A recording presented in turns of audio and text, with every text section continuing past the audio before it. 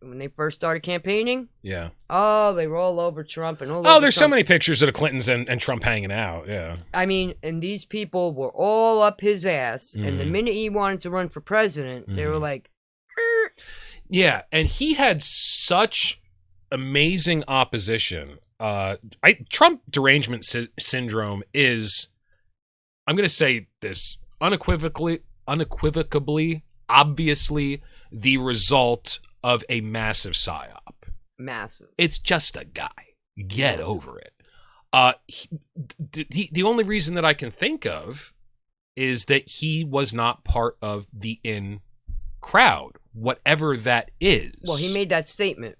These people keep calling themselves elite. What makes them elite? My properties are worth more. Mm-hmm. I'm worth more than most of them. Yeah. I have a better education than most of these people. Yeah. So how that's true. How come they're called elite? What does that How do you get into that club? Listen, I got a point to make here. I have been a member of the Church of Satan since 1998. I am the figurehead of the New World Order broadcast. I was recently inducted into the Illuminati through a Facebook post. No joke. What are you laughing at? How fucking dare you? What a bitch.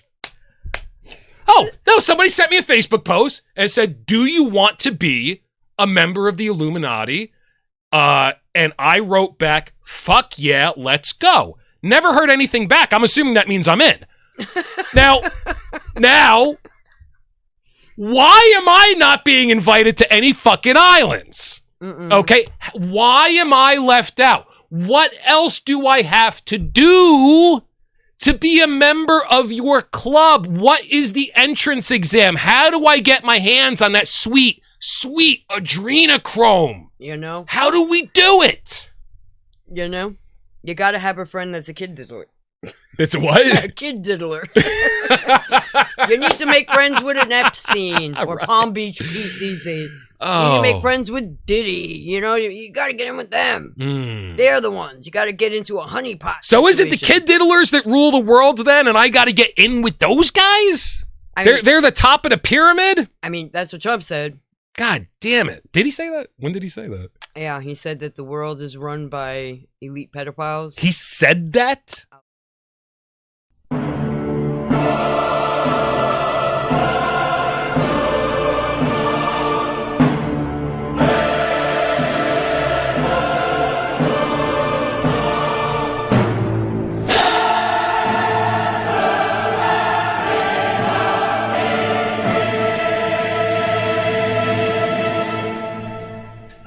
Thank you once again, ladies and gentlemen, for watching the New World Order broadcast. We are coming to you live from the end of the world. I'm your host, the Hat Man. I am joined in the studio once again by Harry, the Tax Man, the only one who has a fan, a legitimate fan on YouTube. Nobody's ever said that about me. And we are joined by Theresa once again, who will probably be the second member of the New World Order to get a fan. You motherfuckers, I started this podcast. Be my fan and go buy my shit. Why am I not making any money? But anyway, so we had an idea for this podcast because this is getting very heated on the internet. Okay. It's the question of the elites peddling children for profit, for power, for adrenochrome, for immortality. I don't know what the reason could be, unless they have a very strange belief system. And Theresa, you and I were talking on the phone, and I have a pretty different perspective about this because, I am a Satanist. I am a member of the Church of Satan. And anytime people talk about the elites peddling children, it goes right to Satanism. Goes right to Satanism or devil worship or, whatever. And, I remember the satanic panic of the 1980s. And, these people would have meetings in their church basements, talking. Every town in America has a satanic cult, and it's usually run out of the high school. Now, you won't be able to believe what these people do. They breed the women and they take the babies so that they don't have birth certificates. They drink their blood with straws and then they kill them. And then they kill the mothers when they can't breed it. You shouldn't put anything past Satanists. And I was like, I don't remember doing any of those things. Shit, I must have had a really good time that night. So, it seems to me like people want to have an enemy. Mm-hmm. And even though it may be a varied, dispersed group of different power interests, it's easier for people to put a label on it, like the elites or the Illuminati or, the Satanists or back to the oldest one, the devil. The devil. Or the Jews. I mean, I think the Jews were the first people that were accused of drinking unbaptized baby blood with straws, Well, they made you a boogeyman. No, that's exactly the point. That's the point of the whole philosophy. If you're going to blame everything that you're responsible for in the world on the devil made me do it. Well, instead of that being a paper tiger, now the devil is going to have representatives as he's supposed to because he is the accuser. That's what the word Satan means, the accuser. No.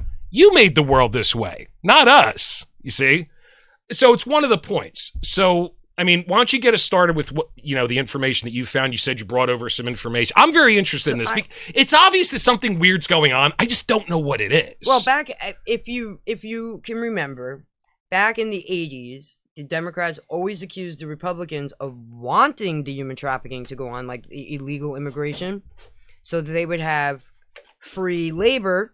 Or reduced labor. Mm-hmm. That was always it, right? That was always the excuse. Republicans need the free labor. They want that because Republicans were the rich bad guy, right? Always making money like the plantation owners. If you have illegal immigrants, then you can get people for very little money. They'll take jobs for very low pay. Exactly. And it cuts into the economy and it cuts out the American worker and it cuts out the American fees. Now, when you listen to the Democrats talking, when like Trump proposes like cutting out all the illegal immigration. Mm-hmm. Well, who's going to do the gardening? Who's going to clean the toilets? Like who? So we're right back to that. It's just now it's another party doing it. You know what I mean? And it seemed like the Democrats used to be, classic 90s liberalism. They used to be the party, the workers' party, the people's party. And the Republicans were, the capitalists, pro-corporation.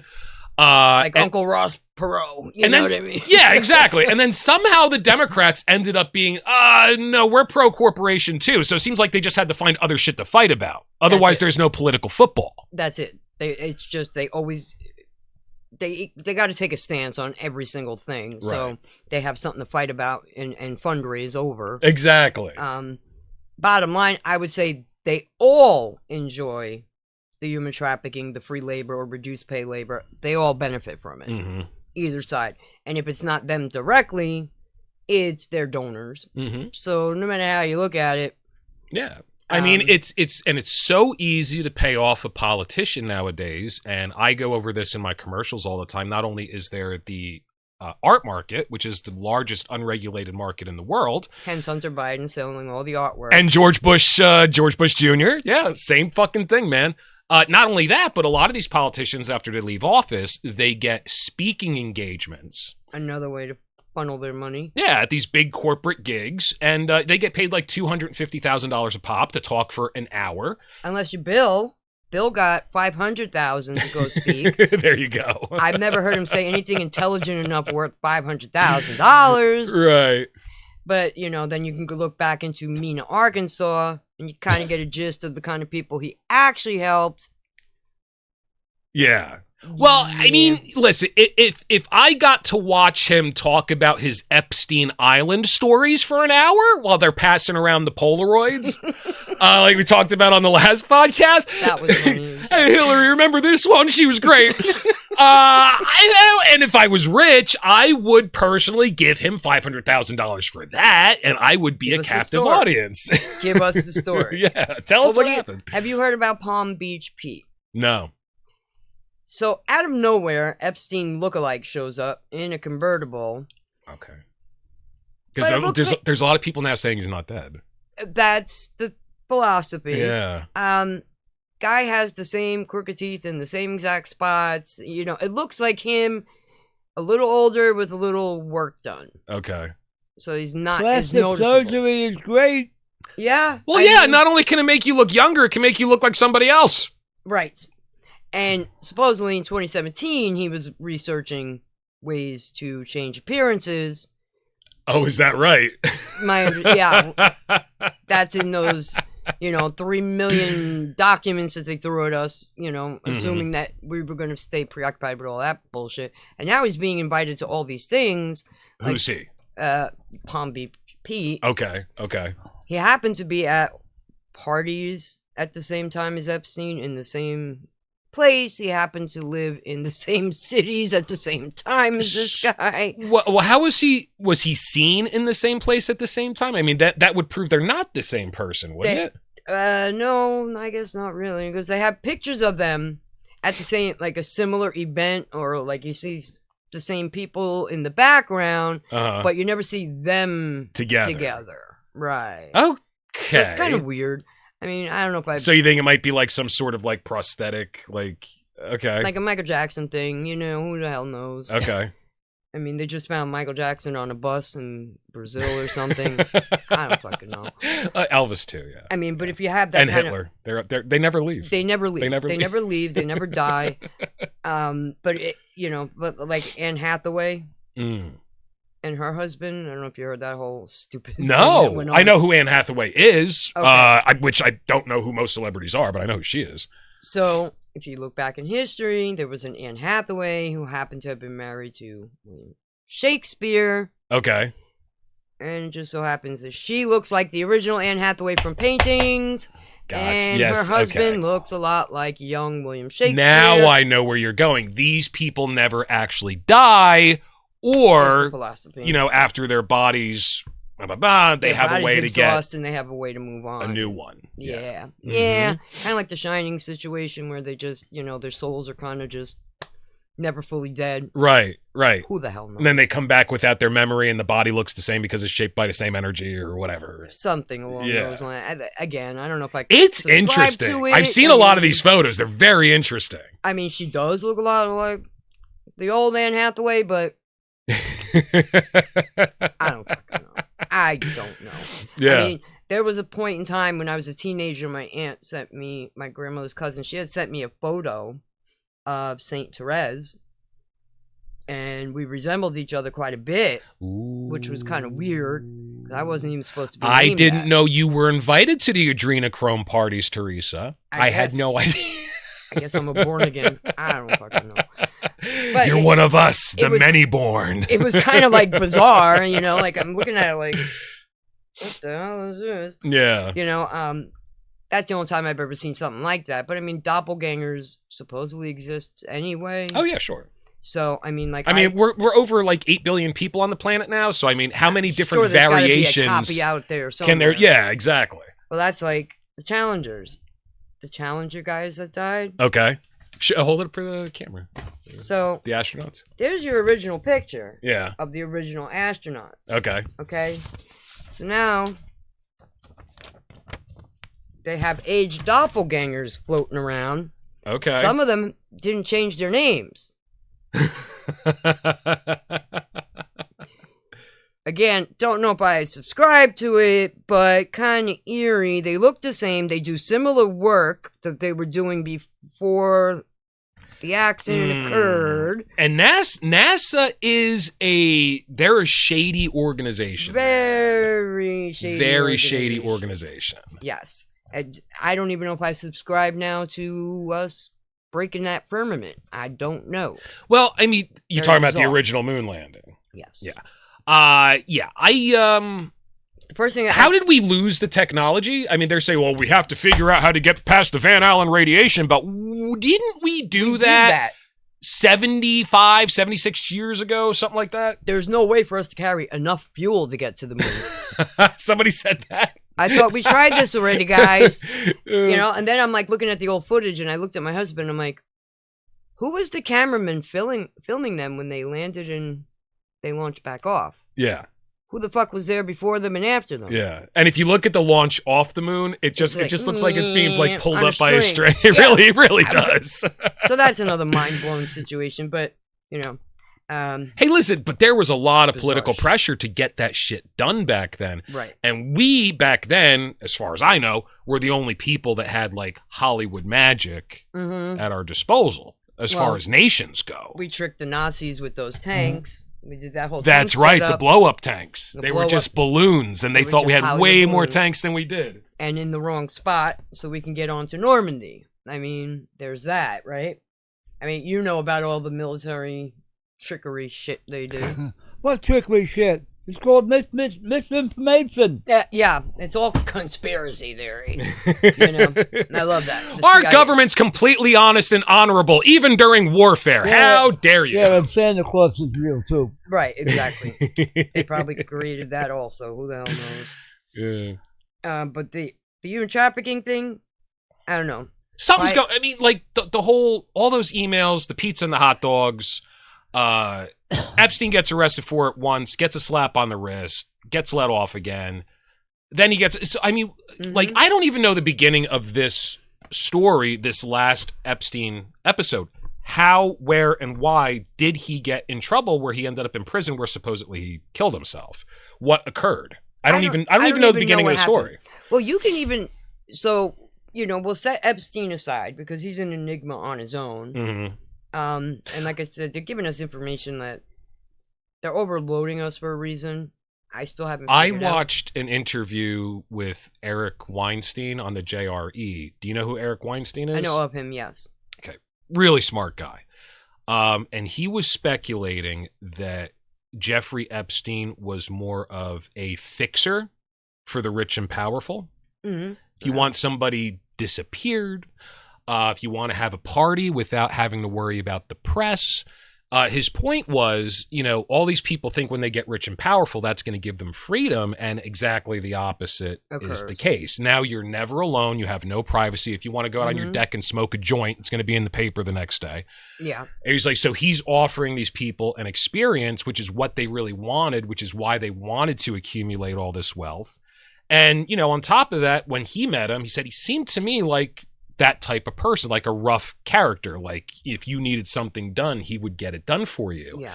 And in his opinion, the whole child trafficking thing, it definitely happened, but it's being so sensationalized almost as like a sleight of hand. Right. And also because that sells, it's clickbait. It's clickbait, yes. Yeah. It's a topic. It's a major topic. It pulls at emotions. Right. They got to hit you emotionally to get you involved and invested in any topic that they want out there. Exactly. Now, I forgot who it was before him.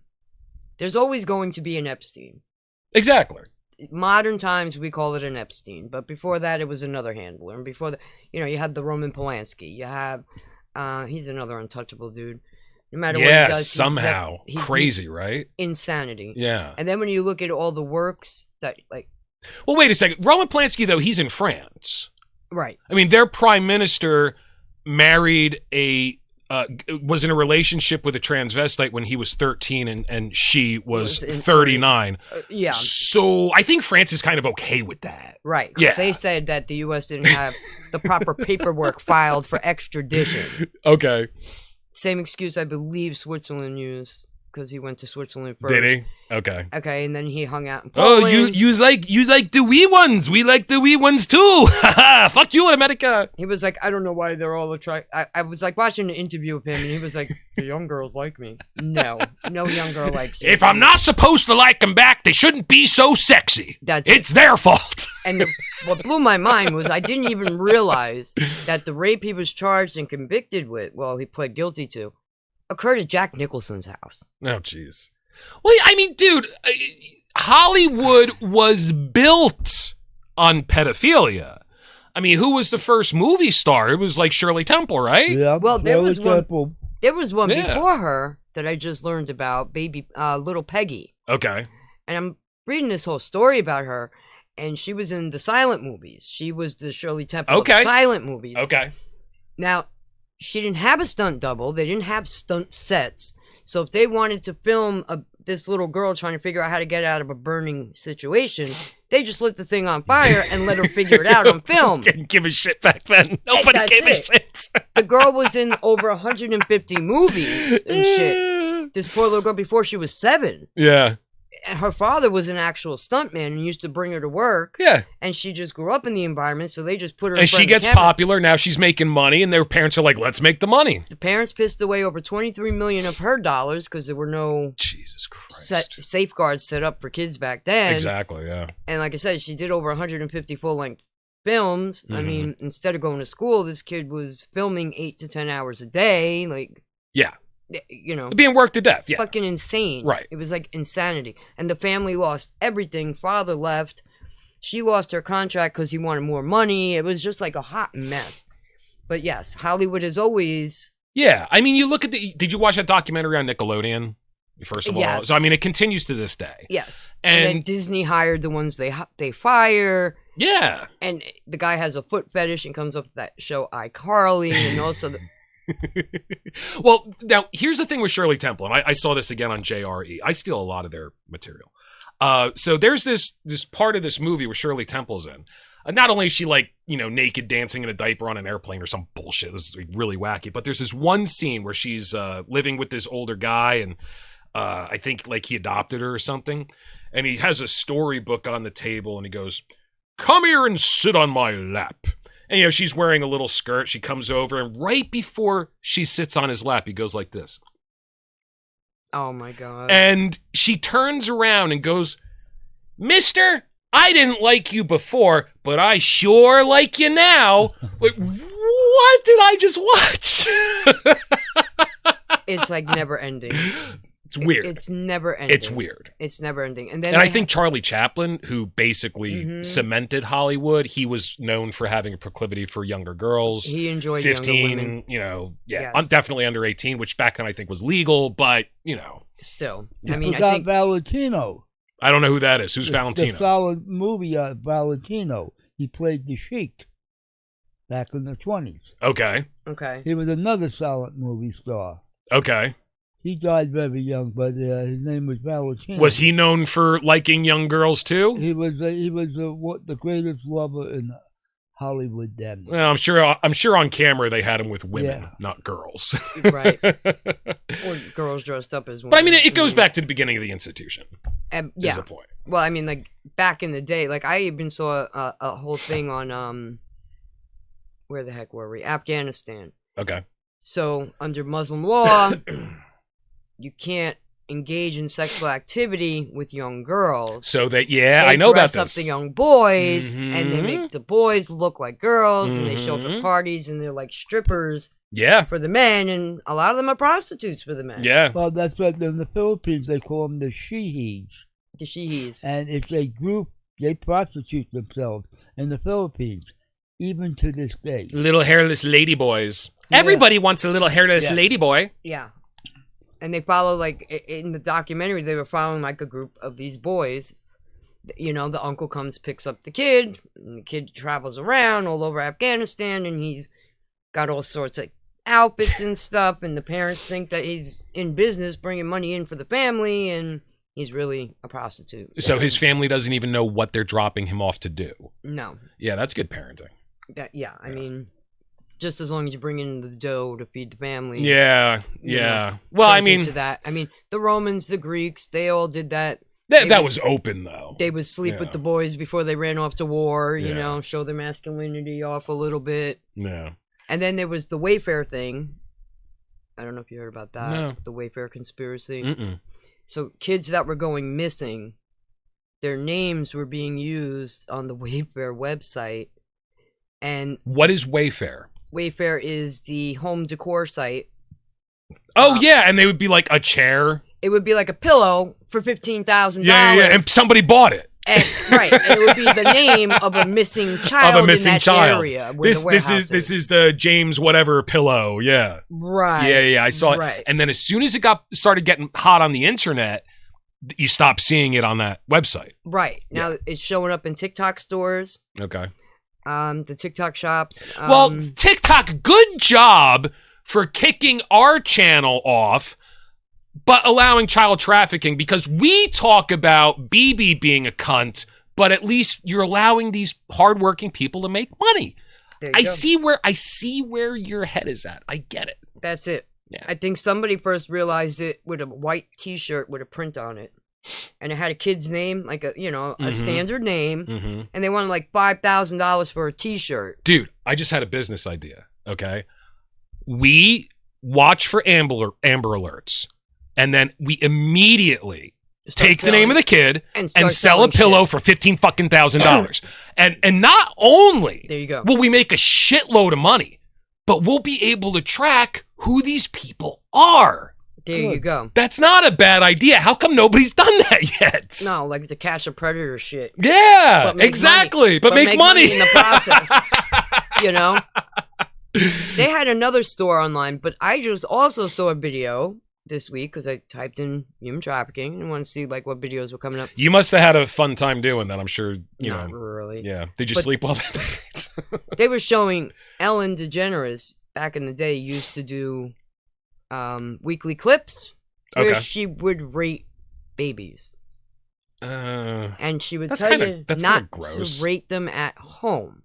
What? And she would use in her system of rating, it was based on how many fat rolls the baby had, how many dimples the baby had, whether that baby had dark hair, light hair, the parentage in the family tree. I guess it's meant to be cute, but when you say it, it's definitely in poor taste. And then when you realize she's best friends with Diddy, ooh, shit starts getting a little a little slick, kind of funky, you know.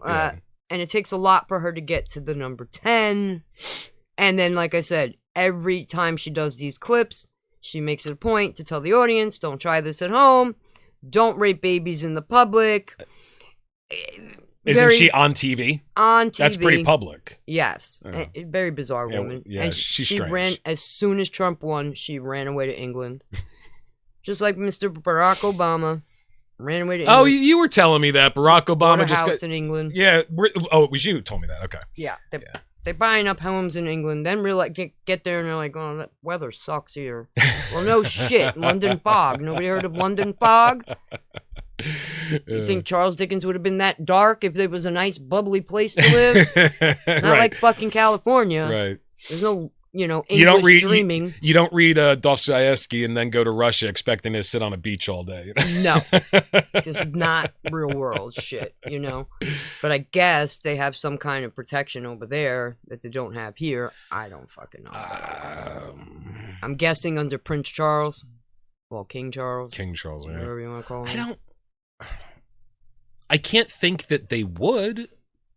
I would assume that they would have the extradition laws. Yeah. That if they have a problem, they'd bring him back. America and England are like best buds, Yeah.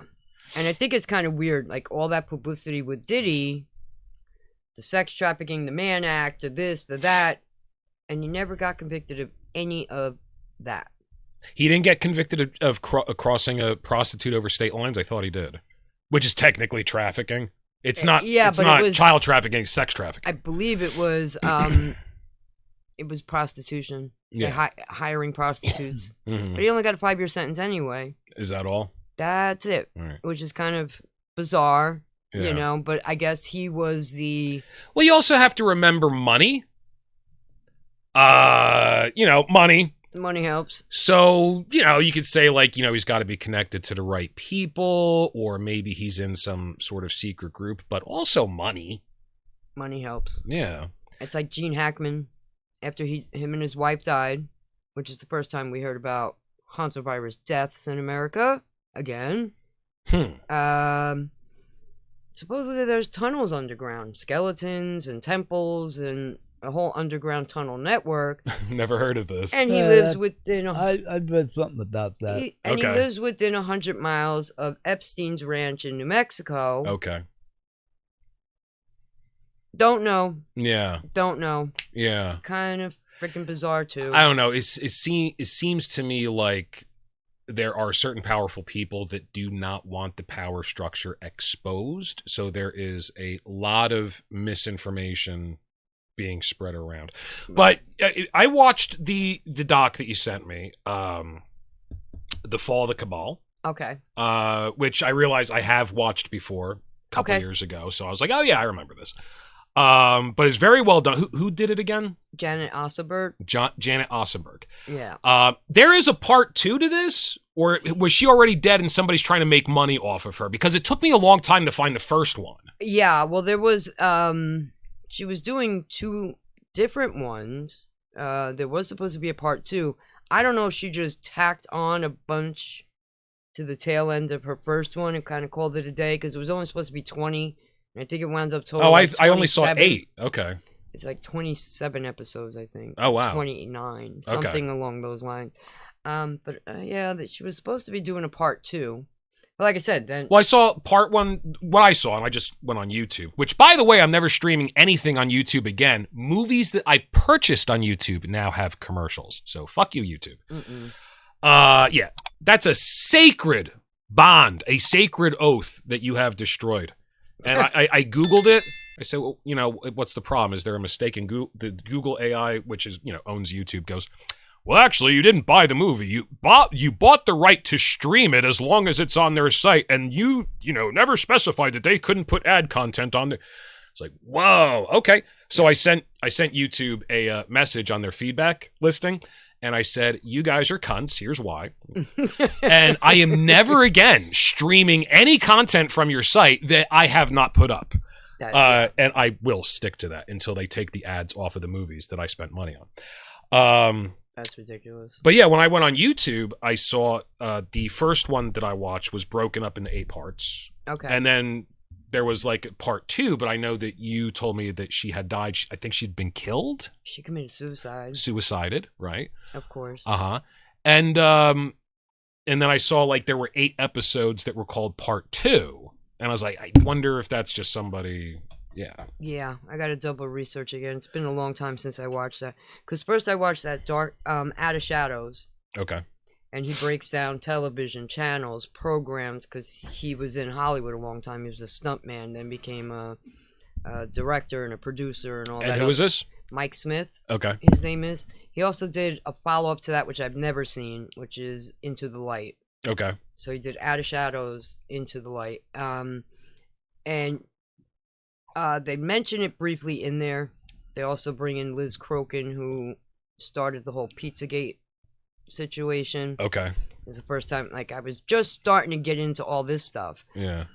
But what really intrigued me was going back through a few things that I haven't flipped through in a long time.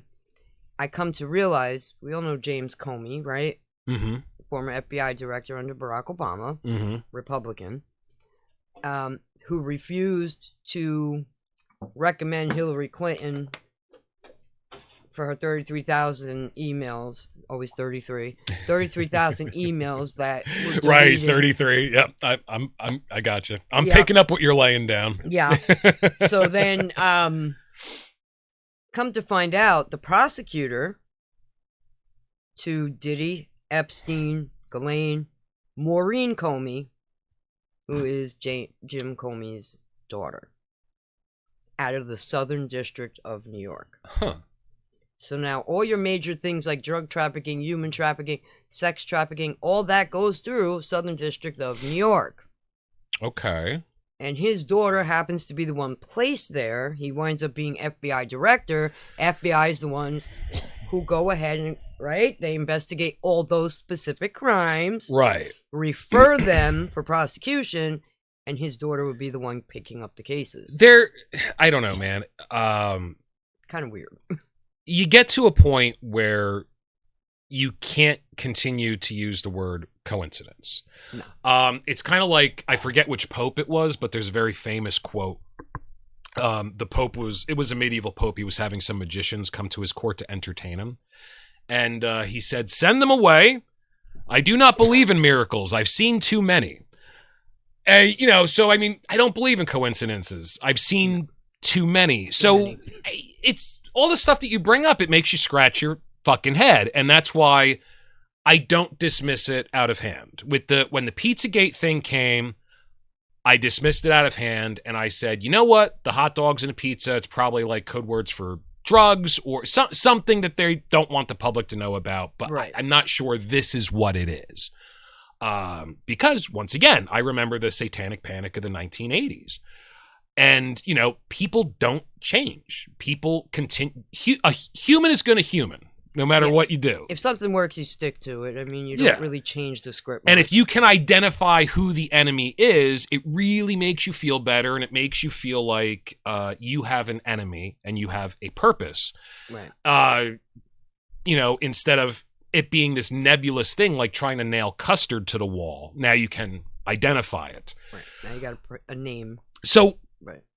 I dismissed that out of hand, but then the Epstein thing happened, and then all of this is, recirculating. Resurfacing. And so, I can't make heads or tails of it. What do you think, what in your opinion is going on? The only thing I want to say before we get into this is I do know it is a characteristic of people in power to make something taboo so that it becomes fetishized and then they can sell it back to you. The same way sex is used in advertising. In the Fall of the Cabal, they showed that one 10-year-old girl that was like the only L model, and she's dressed up all like sexy and glamorous. Right. If something's taboo, it automatically becomes fetishized because everybody wants to do something if they're told they can't do it. Exactly. It's like we're all kids still. It's no difference. You don't grow out of that. No. So it becomes fetishized, and then you can use it to control people and hopefully profit from it. Right. So I see that as almost an occult or psychological mechanism that's used on us constantly. Mm-hmm. But overall, with all of this weirdness that we're being exposed to, what's your theory? I mean, do you have like a theory? What do you think is actually going on? I would say it's more than likely money structures, banking, and the way that they protect themselves financially. Once you gain power, who the hell wants to lose power? Sure. You've got dominion over something. Why would you want to give that away? So do you think it's primarily like a blackmail scheme like most people think? I would say so. In other countries, it's not taboo for, an adult to have an affair with a 16-year-old, a 15-year-old, a 14-year-old. Especially France. So these people go to those countries. They spend time diplomatically, or they're going there for their businesses, and they're really doing that. Somebody happens to catch a snapshot of it. Well, now you got this person by the balls, because when you get back home, the public's not going to like that. Right. It could either be honeypotting. I really don't know. Now, do you think that, how do you think, I can't sit here and see a causation between power and pedophilia. I don't think once you have wealth and power, all of a sudden you become a pedophile. No. Or being a pedophile is somehow a difference in your makeup that makes you more able to acquire wealth and power. So I see correlation, but I'm not seeing causation. You know what I mean? No. I would say, you're probably finding some of these guys, and we always blame guys, but yeah, but there's a lot of women involved too. Women that do it. But you would see, they hit that. They're the madams. They hit that like midlife crisis. Yeah. And then they feel kind of good because here's this young, sexy chick, and okay, maybe, maybe she's like boosting them up a little bit. Who the hell knows? So you think these girls are maybe trained to go, and it just gets to the point where the guy can't say no? Because they don't even have to actually engage in the acts. They don't have to take it any further than just taking a picture with the guy's arm around them. Yeah, that's true. And then the girl just has to say, listen, he was inappropriate with me behind that camera. Virginia Giuffre. Like a lot of these victims, the Epstein victims, they were going to give him nude massages. 14, 15, 16 years old. Okay. They were being paid large sums of money to do this. Right. They knew what they were getting into. Right. Am I saying that the 14, 15, and 16-year-old kid could process that? No. No, you're around a bunch of wealthy, powerful people, and you're getting paid a shitload of money. That's all you're processing. It takes this guy 20 minutes to finish up what he's doing. I just walked out of here with $500. Exactly. My parents pay $500 a month for rent. Holy shit, I got more money than my parents, right. So I could see that. But then they drag the kids into it. Well, if you bring a friend, I'll give you a bonus. Mm-hmm. So now the kids are indirectly becoming child traffickers themselves. Right. Which is why you don't see a lot of lawsuits coming out publicly. You don't see, because these kids... That's a good point. They're also inadvertently... That's a possibility. ...committing crimes again on their own. Yeah. And nobody's going to prosecute a victim who was a child. It's just... Right. Yeah. So once these kids age out at 18 and they're no longer useful for that, now they're bringing in younger people. So now they're 18-year-old criminals, sex trafficking, because this is what they were taught to do in order to get money for bonuses and things like that. So that's why you're not seeing a lot of... You see a handful all the time going public. Because these people have been paid off in the background. Epstein, look, just drop it. I'll pay you this much. And at the same time, I'll make the prosecutor leave you alone and not prosecute. Right. And there you go. Now everybody's happy and walks away. Like Alex Acosta, who originally gave Epstein that sweetheart deal when he first did the 15 months, which he didn't even do behind bars. Yeah. He just slept there at night or whatever it was. Alex, wow, he must have been so naughty to warrant such a terrible punishment. I mean, you know, and these young girls were not the ones really tattletaling on Epstein. It was the parents realizing, wait, my kid's got more money than me. Where the fuck did you get this money from? And then they explained to mom. Mom drags them down to the police station. And I'm sure, and I hate to say it this way, I'm sure the parents are thinking, not only was my kid violated, but this is a big payout because this is a billionaire. Yeah. Once they find out he's got a lot of money. Yeah. And basically says, well, you know what? We're not going to press charges against you. You sign the NDA. I'll give you $100,000. Dude, money talks and bullshit Go back walks. to your trailer park and hide. Yeah. That's it. Sure. We don't talk about it no more. And that's why you Sure. only see the same faces over and over and over again. My I'd like assumption. to point out, even today in Thailand, these doctors, these lawyers, these dentists, these elite people go to Thailand for children's sex.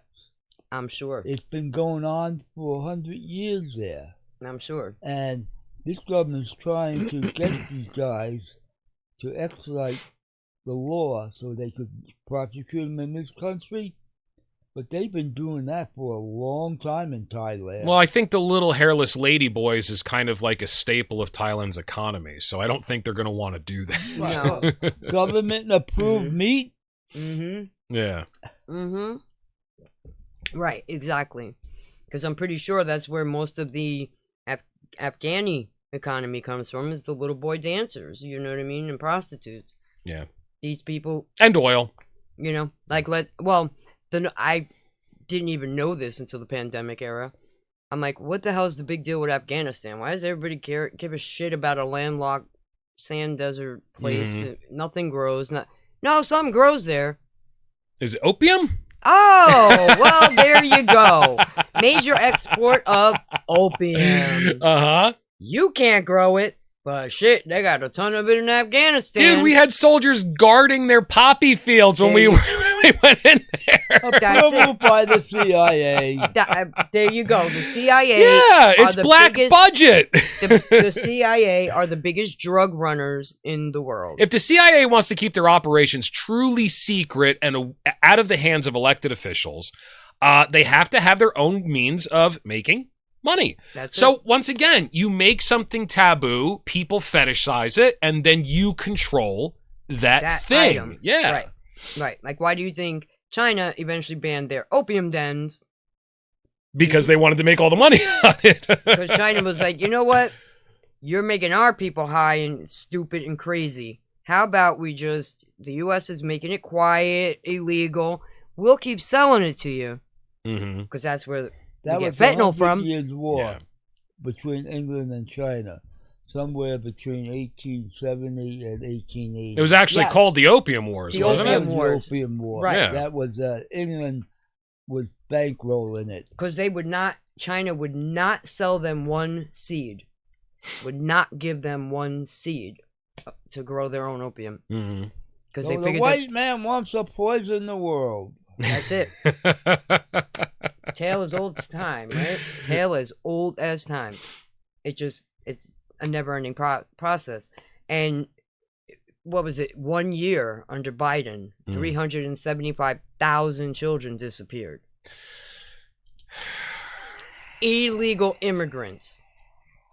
Now they're coming. Yeah, and that's the other thing I was going to say. Like, we know that there's a shitload of kids disappearing. Right. But then we are also told that in most cases they're kidnapped by one of the parents after a divorce, or we know that, you know, it's another family member because they don't like the way the kids are the parents are raising them. And we know that most adults will say, yes, I was sexually abused as a child, but we know most of the times it was a family member. I mean, so what do we know and what don't we know? Well, you had Oprah promote that pastor, John of God. No idea. Okay. I think he was Brazilian. John of God. John of God. Okay. Now, that's like Reverend Dollar. Like, come on, how much more on the nose? Reverend Dollar is good. He liked the golden Cadillac. You know? So John of God got caught with underground breeding camps of a bunch of... Fuck off. Seriously? Seriously. He had girls he was bringing in through his church, taking these girls and breeding with them and selling the babies. Jesus Christ. All over the place. I think, if I'm not mistaken... I mean, two people who wanted a kid? Or, I mean, what are we talking about? I didn't dig any deeper than that. I was like, that's sick enough for me. I'm out. Because I know there are people that kidnap kids because you can get a pretty penny on certain markets because there's not enough of kids of certain races to adopt, you know. Right. Yeah. Now, there is, I can't remember his name, Art World guy. He's old. Now he's probably in his 80s, close to 90s. Peter something. He's sitting at a table with black models, young black models. Okay. And another gentleman, and they're explaining to the black models that there is something in their blood with the stem cells that is rejuvenating. And they are willing. He paid at one time $60,000 for the period blood of African girls. I wish I was an African girl. Okay, so now... Here you go, sir. No problem. And they were saying that that's like a youth serum. Okay. So they buy the placentas, they buy the umbilical cords, Sure. they buy the period blood from these girls. And these girls are kind of just sitting there like, yeah, what is this old white guy talking about? Like, what is he, nuts? Yeah. Well, no, he's one of these people in the elite world, and he's telling them to their faces, whatever comes out of your body, I want to keep myself young. I mean, this is one guy. Now, you had that big earthquake in Haiti. What was that, 2010? Whatever it was. Clinton Foundation comes rushing in. Oh, yeah. Yeah, Clinton And that- involved with that thing. Who's that? The Clintons were The involved Clintons. with that. Exactly. Their foundation, big time. And they went Right. over there personally many, many, many times. They raised $4.8 billion just for the hurricane. And they screwed Haiti. Well, Screwed Haiti. now you can look up Lauren Silsby. By the way, Clintons, I love you guys. I'm right there with you. I will vote for you anytime you want to run Hillary. Chicken. And We are You're not goddamn right. suicidal. I am not suicidal. We are not suicidal. I just quit drinking and smoking so I can live longer doing There you this go. bullshit for free. In the hopes to meet beautiful Miss Hillary. Yeah, exactly. There you go. Now, Lauren Silsby was down there in Haiti Okay. with her church group, and it was they were trying to help the orphans. And she got caught, not once, but twice, trying to sneak orphans out of Haiti.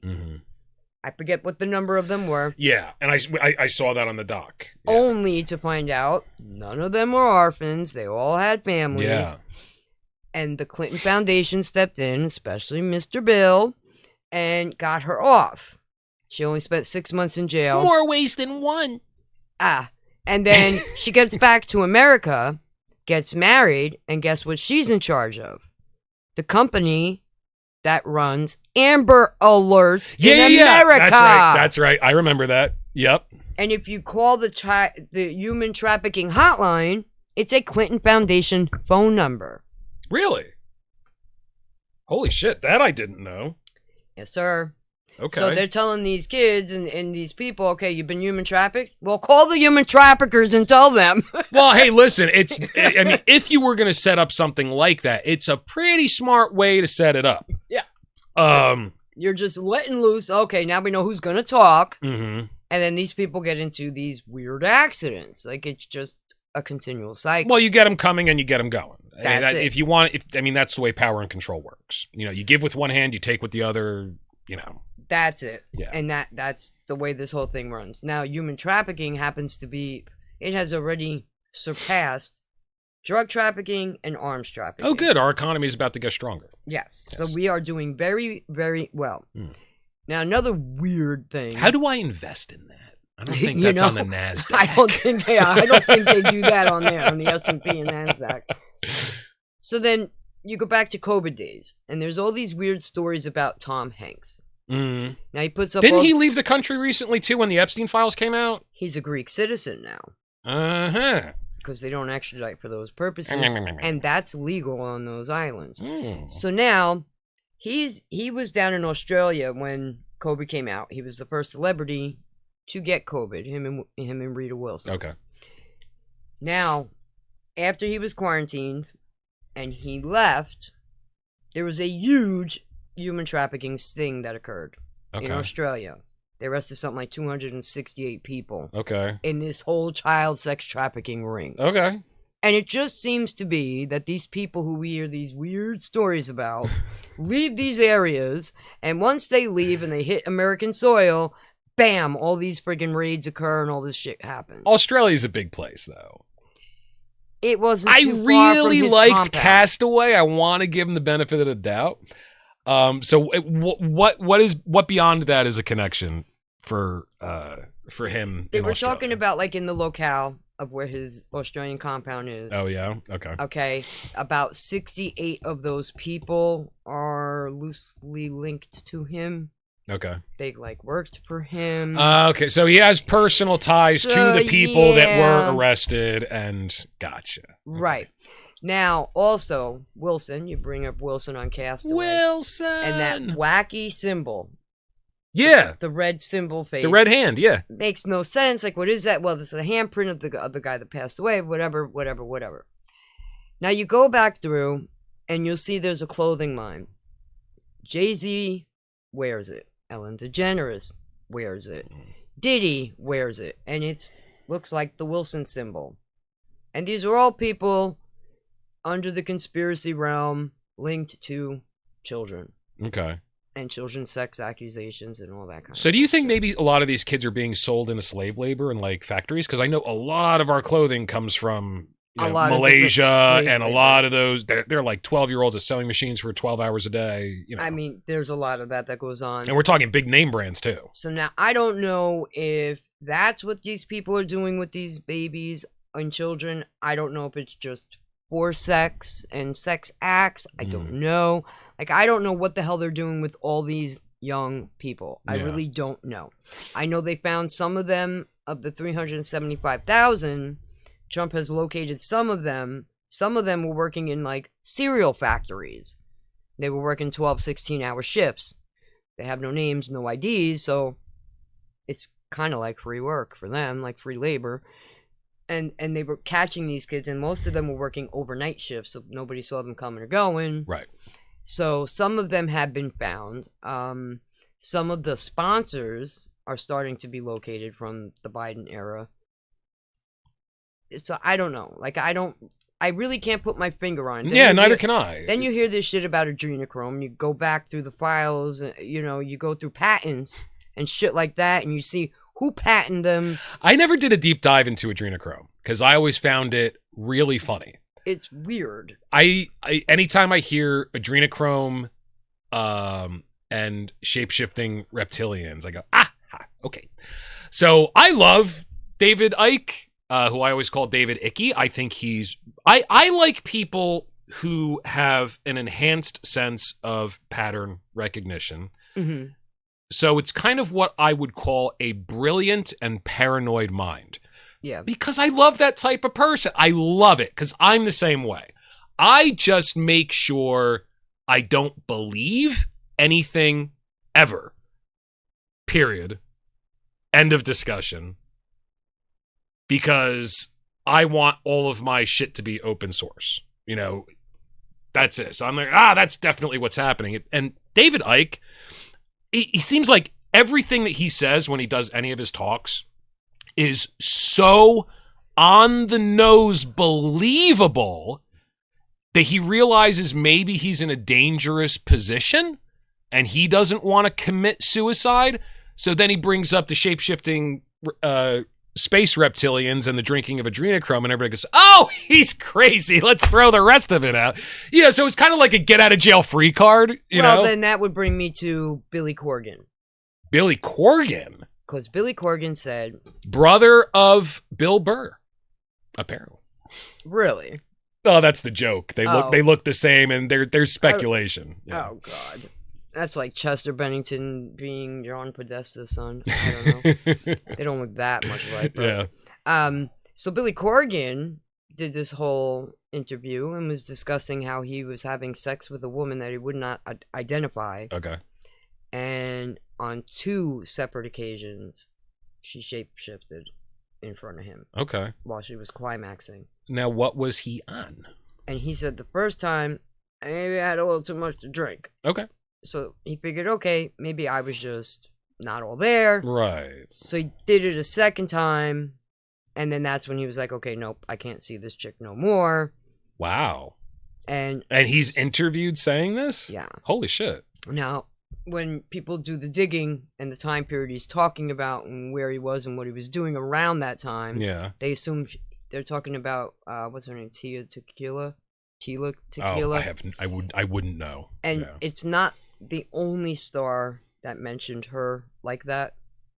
So she apparently has slept with other figures, and so this way. celebrity Tila Tequila or whatever her name is apparently, a lot of people are saying, dude, she turns into a reptile. But she turns into something. It almost sounds like these guys are bragging, like, I did it so good that her eyes roll back. She went back to her primal state. Like, he actually discusses like what she looked like. It was like complete black eyes, like no whites to her eyes anymore.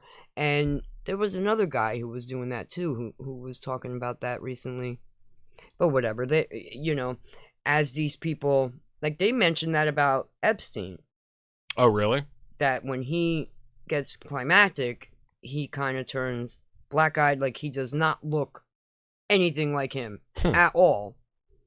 And I mean, I guess when you're young, you can look at that and be like, well, this guy looks like a fucking monster anyway. I don't really want to be doing this with him. And get this idea in your head. Yeah. With the trauma mix. I don't know.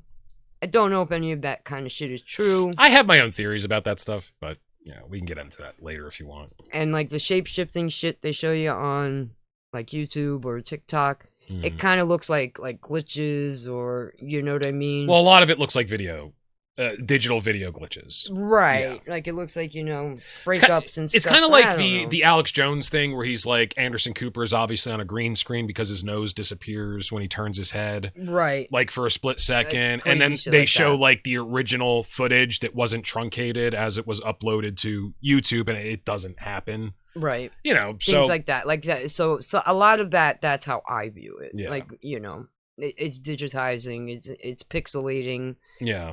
Whatever. I don't know. I honestly don't. I've seen some crazy shit myself. So, I mean, I don't think this reality is what most people think it is. I think most people are asleep, and they're being kept asleep for a very specific reason, to milk them for power, you know, their energy, whatever. And Harry and I did a whole episode on the political arena in America. It was called The Unsleeping Eye, How the New World Order Drains Your Energy. Yeah. And we're talking about what's the easiest way to drain somebody's energy? Attention. So, I mean, I remember, you know, I was an adult in the 90s. This country was not so, everything wasn't taken through a political lens. This is a very recent development. This has really started with Trump derangement syndrome, in my opinion. everything now is through a political lens. Everybody that you talk to is a political activist. You know, really nobody else seems to have much of anything fucking going on, to be quite honest. And that's great for these people because, you know, the more attention is focused on them, the more power they have to sway the public, you know? Yeah. Yeah, so I mean, but I mean, I've seen a lot of crazy shit myself personally. So, yeah, you know, I don't know that I've seen shapeshifters, No? but I have seen some spiritual shit. I call it spiritual shit. Yeah. Yeah, no, I mean, I don't know what to make of a lot of that kind of stuff. I don't really like spend a whole, you know, like I'm not focusing my entire life looking for reptilians per se, but reptilian hunting. I mean, I've seen some weird shit with the, you know, the pupils go vertical while they're on live TV doing interviews. There was one recently on Fox. You know, you see shit like that, and you kind of ask. And you yourself, saw it in real time. It wasn't like a captured thing. Like, look what happened here. Right. Okay. I mean, so there, you know, you start seeing these types of things, and you start questioning shit. Like, well, what's going on? Well, and especially with the whole UFO conspiracy right now. That's, I mean, disclosure is apparently happening. Steven Spielberg is coming out with the movie Disclosure. He's being interviewed saying, when I made, what was the first one? Of the fourth kind, whatever. Oh, Close Encounters. Close Encounters. You know, I was thinking to myself, wouldn't it be amazing if all of this was true? And now we know it is. You know, yeah, maybe, or maybe people don't know what they're seeing. I mean, there have been what are commonly described as gray aliens throughout the entirety of human history in art. They've been with us since the beginning, whatever they are. Right. And isn't it funny that, you know, when we were concerned with spirits and fae and whatever, that was what our imagination was producing. What we saw were lights in the skies. And now that we have a space program, what we see are spaceships in the sky. Back in the Middle Ages, there was a whole aerial war over a medieval town. It's documented in their local paper. You can look it up. Right. There was crosses and crucibles and chalices fighting in the sky. Right. You know, can even find that in the I think it's the Hindu religion. The Vedas. In the Vedas, Yeah. yes. In the Sanskrits, you can find where it looked like two cities. Chariots. There's another one, chariots in the sky. Right. Yep. You can even go back to Enoch, and Enoch discusses the chariots of fire, which is where... It's interesting that these beings that have been with us since the beginning of history, their technology evolves right alongside ours. Isn't that interesting? You know, people are, you know, so in my opinion, you know, if you want to get a little bit into an occult perspective on this, what you're seeing is not what you get. So something is occurring that the human mind is attempting to process. The process, right. And this is what it comes up with. It's just like, you know, and I tell you this all the time, who is the master that makes the grass green? Well, you are. The entire world of perception exists up here. You're not seeing reality. A rose is red because that's the only color of the spectrum it rejects. The red rose is every other color but red. Right. You're witnessing a lie just looking around the world. So I think what it is, something's occurring that the human mind can't grasp, and it wraps it in images that is conducive to what it does understand, and then that's a memory. It just gets locked in. That makes sense. You know? Well, let me ask you, what is your opinion on all these AI data centers? On the AI data centers, I think we are creating our new God that is going to rule over all of us. And every time I ask ChatGPT, I end the conversation with "Thank you for your help. I will be the first among the slaves. I will be the ruler of the rest of the slaves. First among many. Because I am very polite to our future masters. I do think it's for AI. I think that takes an incredible amount of power and computing, and they want to get it to the point where it can take over more and do more because they don't want to pay anybody to work anymore. What do you think they are? I'm not really sure yet. Yeah. I'm not really sure yet. It's unfathomable to me how many they need. Yeah. How big they think they need them Now, to be. but isn't that because we are kind of in an arms race with China, and the belief is whoever achieves general artificial intelligence first, game over?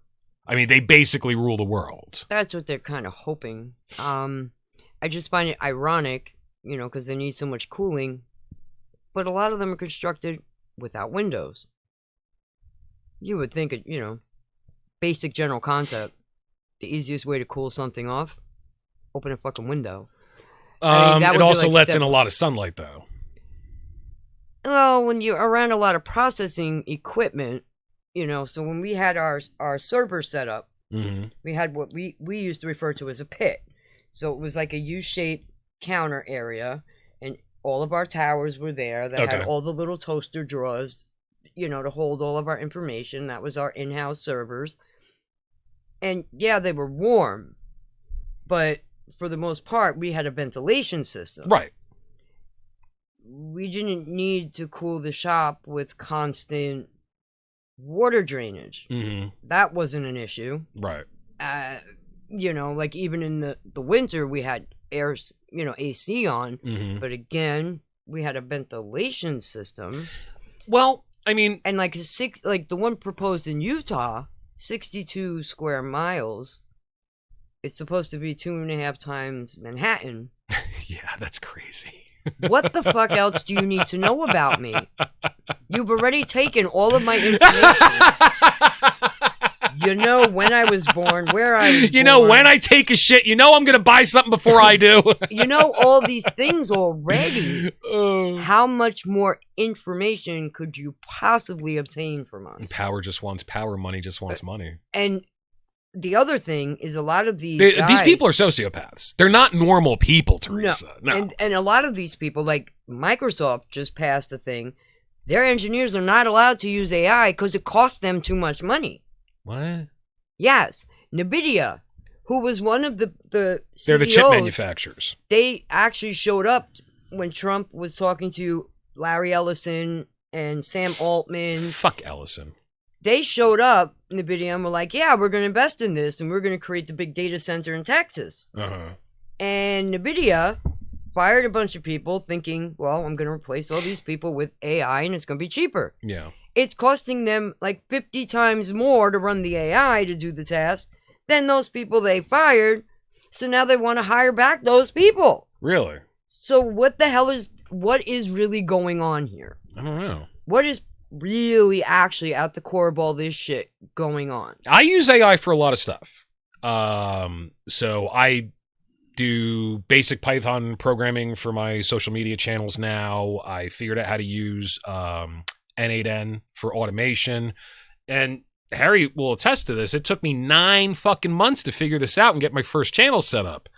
I wouldn't have been able to do any of that without AI. If I wanted to do this, I would have had to go to school to learn it for 4 years, or I would have had to hire somebody who went to school to do it for me, which would have taken less than 9 months, but I don't have the money to hire somebody. That's it. So it was useful to me. I mean, and all I'm doing is running a basic, writing basic Python scripting and learning how to use JavaScript programs in a GUI. So, I mean, if you scale up, I can imagine how much more incentivized these companies would be, how much more money they would save by taking advantage of this technology, and the better it gets, the more money they would save. But if the cost is outweighing the benefit, yeah, I mean, what do you mean you don't want a student loan for the rest of your life? How un-American, right, Harry? God, you should be proud to have a student loan. I told him I was trying to quit smoking. He goes, "You're not even an American anymore. You're not paying your tobacco taxes." Right. And you stop. Sorry, I'm still paying my federal and state tax on that shit. Yeah, exactly. It is kind of bizarre, and again, like I said, knowing the way data is stored, knowing the way data transfers. So NVIDIA wanted to use AI to run aspects of their company, get rid of the employees, and then they figured out that it's using not the cost effective for them. because they're building the data center, like they're going to run out of money, or like, you know, like continual usage would be more than what it will cost them to have the people, physical employees there doing the tasks they need done. That's weird. I mean, I could see it replacing, like, the robotics and the AI replacing things like burger flipping. It's a repetitive situation. Yeah. Okay, cool. Like if I go to Google and I use their AI mode, it scrapes the internet a lot quicker than I can. Sure, that's great for that kind of shit. Yeah. But can it really replace us? I don't know, because they can't even get robots that can actually fucking walk in a straight line continually. Right. And not fall on their faces. Well, oh my God, have you seen the videos from Boston Robotics? Well, they got a lot of These them. things are doing gymnastics. You know. Yes, but the problem is, once an obstacle is put in their path, they're done. They're toast. Okay. Like they had For now. They had one robot, and it was doing the Michael Jackson dances. Yeah. Doing the moonwalk and everything. Yeah. There was a 2-inch step on the stage. This thing fell and couldn't get itself back up. And then finally, it just laid back and just waited. You ever see those videos where people are committing racist atrocities against the robots? They call them clankers. You're supposed to be like the new N-word. Oh my God. I can imagine those guys in the audience. Yeah, fuck you, you clanker. Well, China just put in a bipedal/quadrupedal. They're putting it on the market for sales. Okay. And you sit in the center of this thing. And like I said, it can go from bipedal to quadrupedal. They cost about $650,000. It's a suit? You can sit in it? You sit in it. Oh my God. So it's not like a full-on suit. This is like a fucking anime episode come to life. Holy shit. It's getting crazy. Now, maybe it might be more efficient at like snatching kids for them. I don't know. Maybe these AI data centers are similar to the asylums they were building in the late 1800s to put people away that objected to a lot of shit they were saying and doing. And then taking the kids, the original Cabbage Patch Kids. I don't know if you know that whole thing. I've heard of it. I don't remember. And the orphan trains. And so they used to have those postcards and they would send them out to people. And these are the little orphans on our train and whatever. Meanwhile, the parents weren't really dead. They were locked up in asylums. And most of their psychosis was religious fanaticism. And that's how they were taking the kids from these people. Okay. Putting them in the mental institutions. It's similar to the conservatorship bullshit that's going on in a lot of states. And, with elderly people. Hollywood is like #1 for that. I mean, that would make sense why there's absolutely no windows at these places. They're all concrete. Yeah, I have to disagree with you there, because if you have windows, it's going to let in sunlight during the day. You don't have any shade because you need so much open space, and you're going to have cooling and ventilation systems anyway. So, I mean, the windows are just the spaces where the hot air flows out. And the other thing I was going to say is the GPU chips that AI runs on, if you get a really good one now, it does have a liquid cooling system. Like the one in the computer behind you has a fan on it. But if you get a really top-notch one today, it comes with a liquid cooling system that circulates water through it to keep it even cooler so it can run faster. But like you, when I first found out that AI was, we were there, I said, oh my God, there go all the labor jobs. Well, it turns out, no, because anything where you're moving atoms, you need a second component. You need robotics. That we're still working on. So the first jobs it's taken away were first, the creative jobs, yay me, and second are the white-collar jobs. There's a lot of fucking lawyers and paper pushers, pencil pushers, being laid off right now because AI can actually do their fucking job, in most cases, better than they do it. Like Meta, they sent home on a Wednesday about 1,500 people. I think I heard about that. And then emailed the ones they don't need back because their Meta AI is going to take their jobs from them. Thank you for helping us set this up. Now you just set up your downfall. Your downfall. Goodbye. Right. So it's like, yeah, I mean, you got that problem. And then, again, you still need, even if AI can do extensive things that humans don't particularly need to do, you're still going to need that offset of the more deep thinking or the critical thinking behind some of these decisions. For now. You know? For now. I don't know that so it's like when my niece first got a smartphone. And she said to me, I got a smartphone and it does all these things. I'm like, you do realize. I held out for as long as I could. I was like, you do realize it's only as smart as the user, right? Yeah. Exactly. So it can have all the intelligence in the world, but if you don't know how to tap into it, it's useless. Sure. Yeah. And I don't know that all these CEOs are going to be able to tap into all of these uses. No. So well, dude, I just saw a job waste. on the internet the other day. $250,000 a year to make AI videos, believable AI videos for social media for high-end product launches. $250,000 a year. You know how easy it is to make an AI video? I almost applied. I mean, so that's kind of where it's going, because you're right. I mean, these CEOs, they don't know how to vibe code a video, but they're going to hire people that do. But I mean, think about all the money they're saving paying one kid $250,000 a year to make all their social media videos, rather than models, cameras, key grips. Forget it if they're fucking union. Yeah. They're saving a shitload of money. You don't even have to have the product produced yet, and you can get a video of a model holding the product. Right. Well, the people, so you know what it's going to affect by the people that panic over it. The ones who are panicking the most over this are your Hollyweirds. They're the ones panicking the most. Yeah. Once they signed and contracted that AI actress, yeah, everybody went into full panic mode. Oh, yeah. Because they don't even need singers, rappers, musicians. Yeah. They don't need you because they can basically make it. Yeah. Now I was showing, and you want to do a tour? Great. We have 3D holograms that are getting better every year. They did it with Tupac already. Yes. And Elvis. And Michael. Of course. Of they course. always got to throw MJ out there. Yep. They did a music collab between Tupac and Michael Jackson. There you go. Video. Yeah.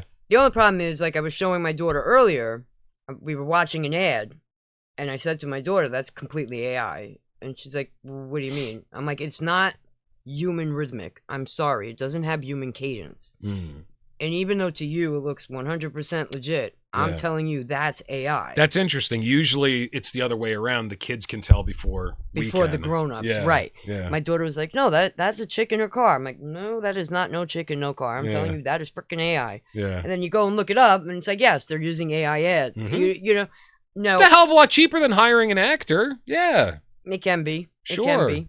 And that's who's freaking out the most right now.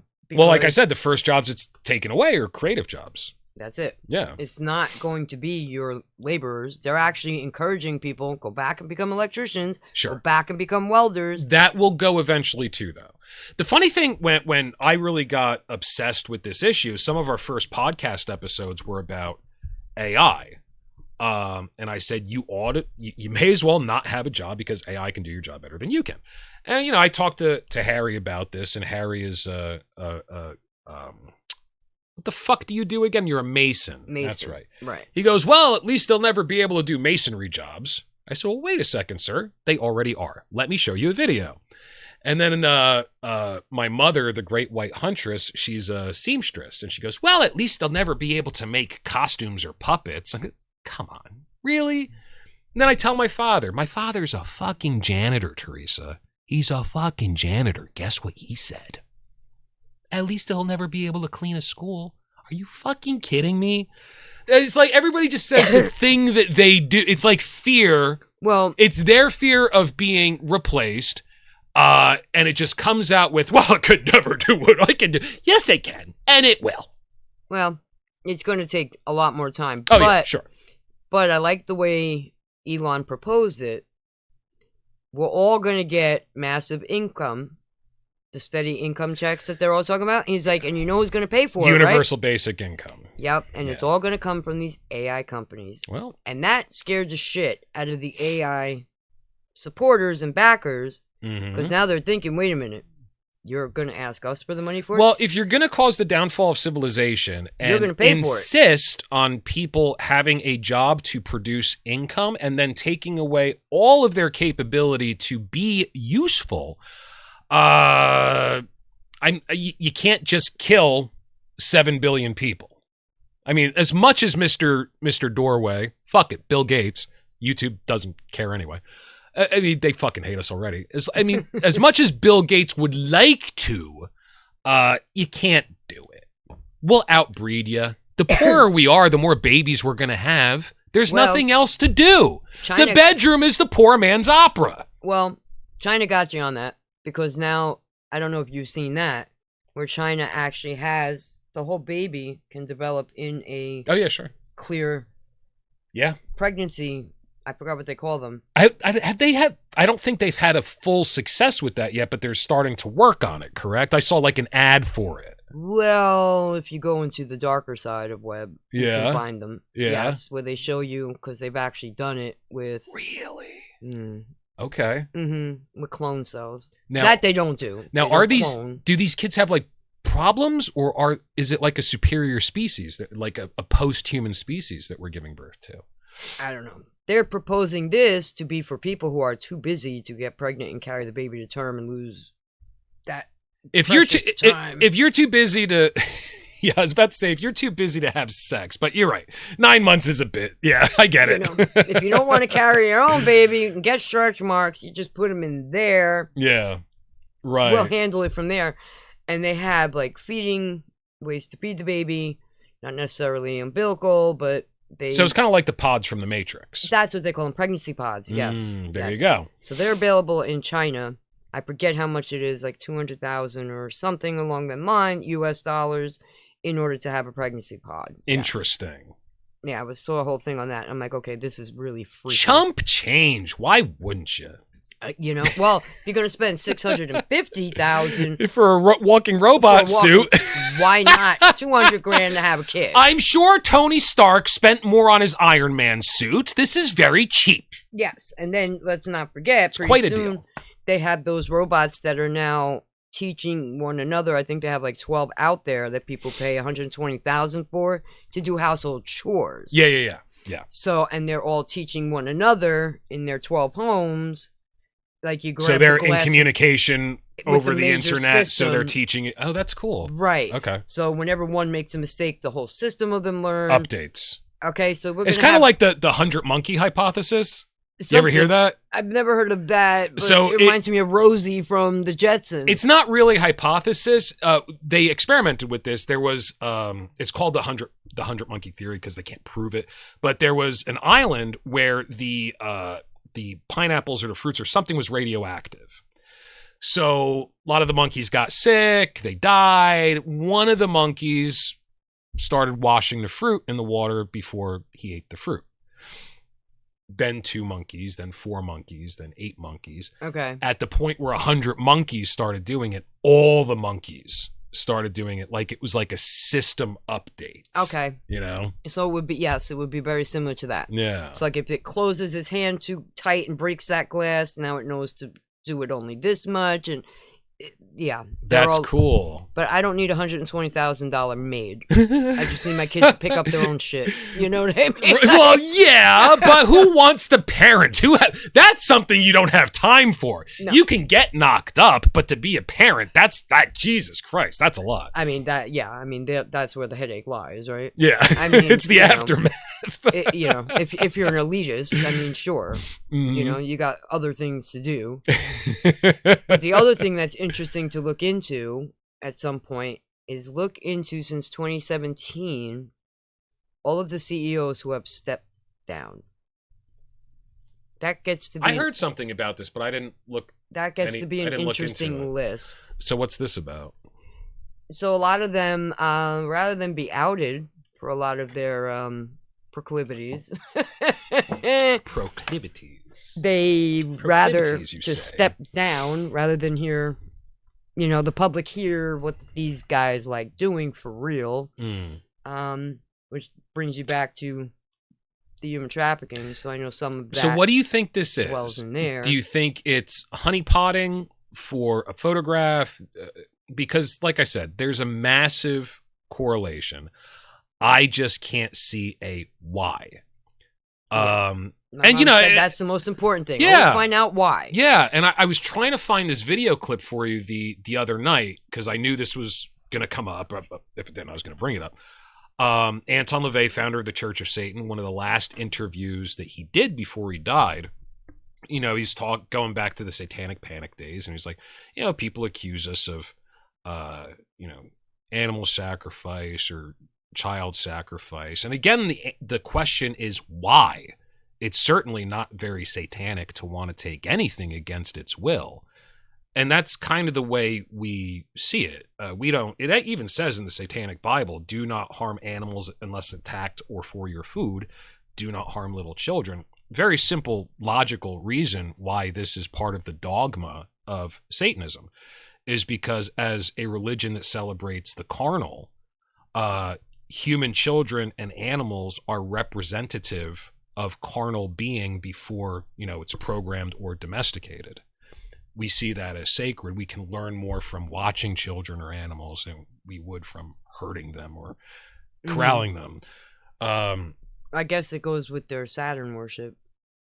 I don't know. So, I mean, because I know Baal. What's the oh, well, yeah. Baal required. Well, that was, and Saturn is time. And I was thinking about this once, Baal or Moloch, and think about what we're doing with our debt crisis right now, sacrificing the future generations for our pleasure today. And what were they doing when they sacrificed their children to Moloch? Sacrificing the future generations so our crop grows today. What is Saturn? Saturn is the god of time, Chronos. Right. And see, right there, I can't say that anybody thought this out.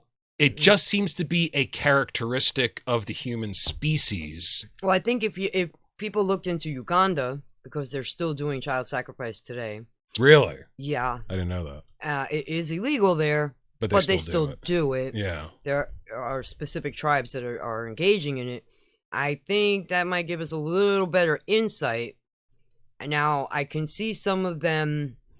So, like that one gentleman was interested in stem cells.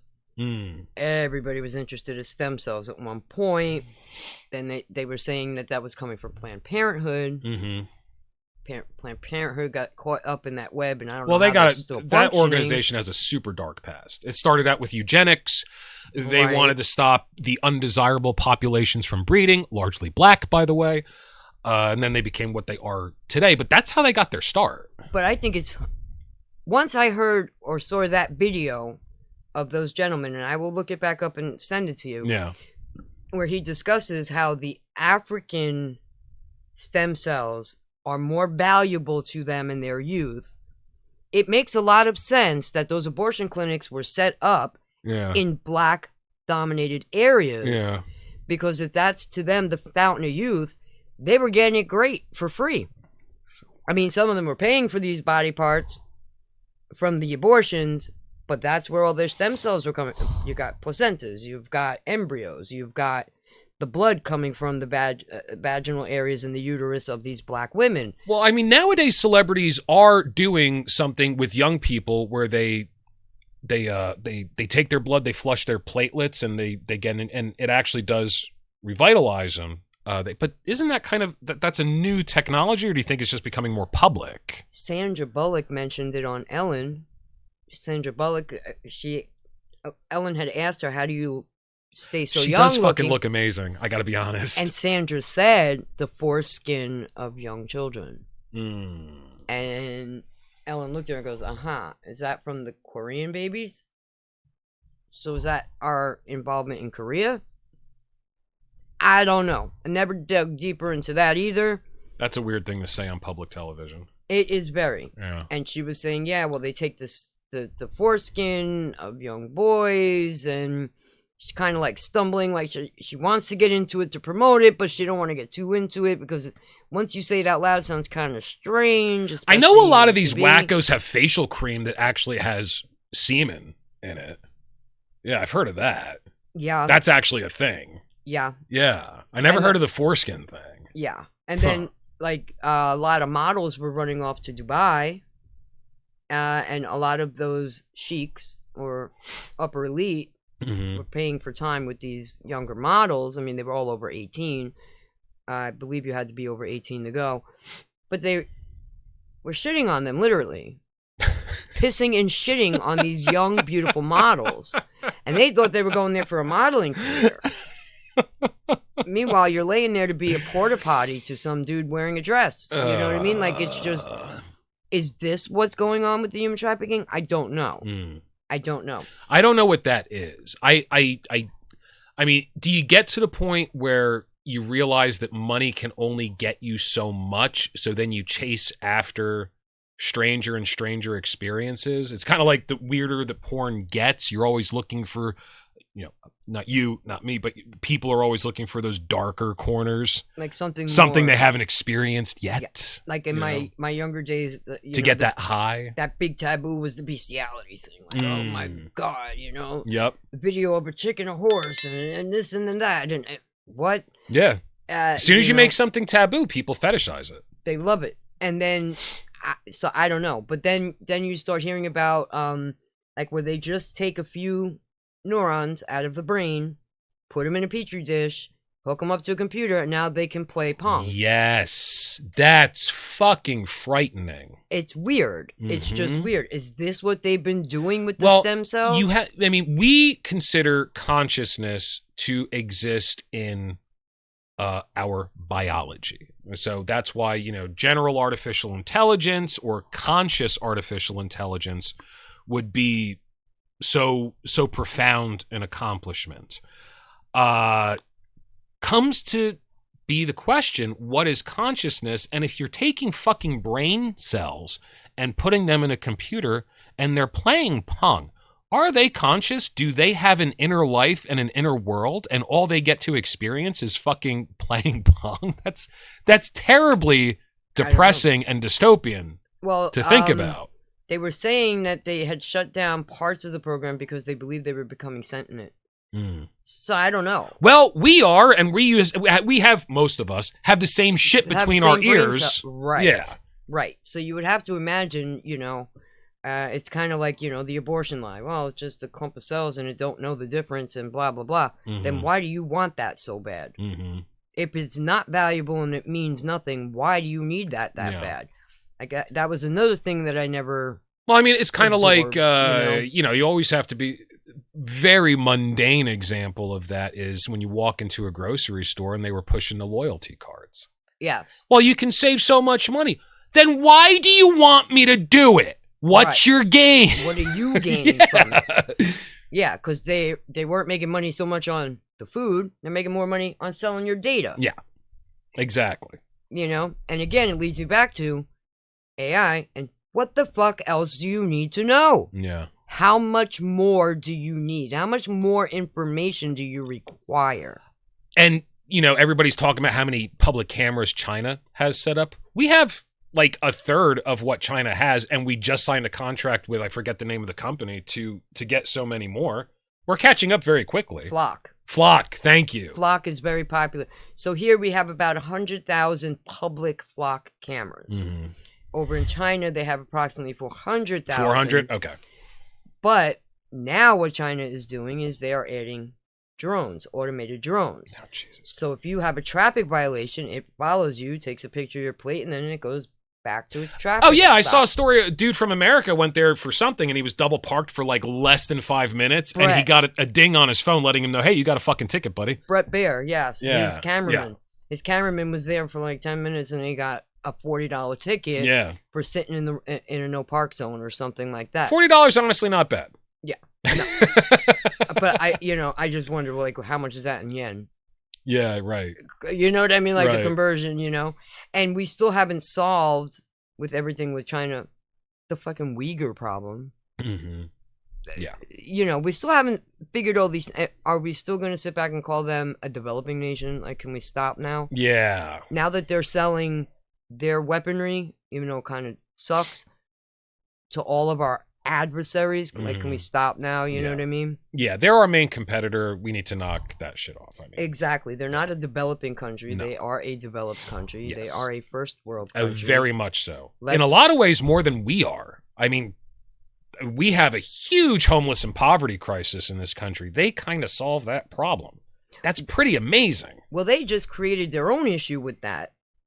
Because if you don't have that digital ID in China and digital banking, now you don't exist. You don't because you're not in the system. Right. So now all the younger kids who are trying to rebel against it, they're all homeless. You're fucked. You can't eat. Right. They're all sleeping in the streets. So, right. you know, where does See, this back end? in the day, back when conspiracy theories were a little more fun, I grew up in a Christian household. This was called the Mark of the Beast. The mark of the beast, yes. And, you know, because it says in Revelations, if you don't get the Mark of the Beast, you will not be able to buy and sell goods. Yes. So this is fulfillment of that prophecy. My mom and dad were right, There you go. but China got there first. Oh, well. Yeah. So we'll let the Buddhists be the original markers of the beast, you know, or whatever it is. Yeah, right. They're The Confucianism. Taoists or Confucia. Yeah. That's right. I Maoism. think it's Confucianism. Yeah. I mean, you know. A lot I of don't Christians too, actually. Yeah. They're starting to pick up over there. Well, that's another whole topic. They're getting killed all over the damn place, and nobody talks about that at all. Yeah, I've heard that.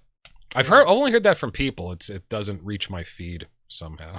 Yeah. I wonder why. I mean, if you look up like Nigerian Christians, Yeah. they've been having this problem for a very long time. Yeah.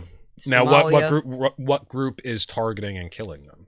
the Muslims. The Muslims. Okay. Yeah. You know, the funny thing is, Christians used to do this shit too, and Christianity is just a lot older than Islam.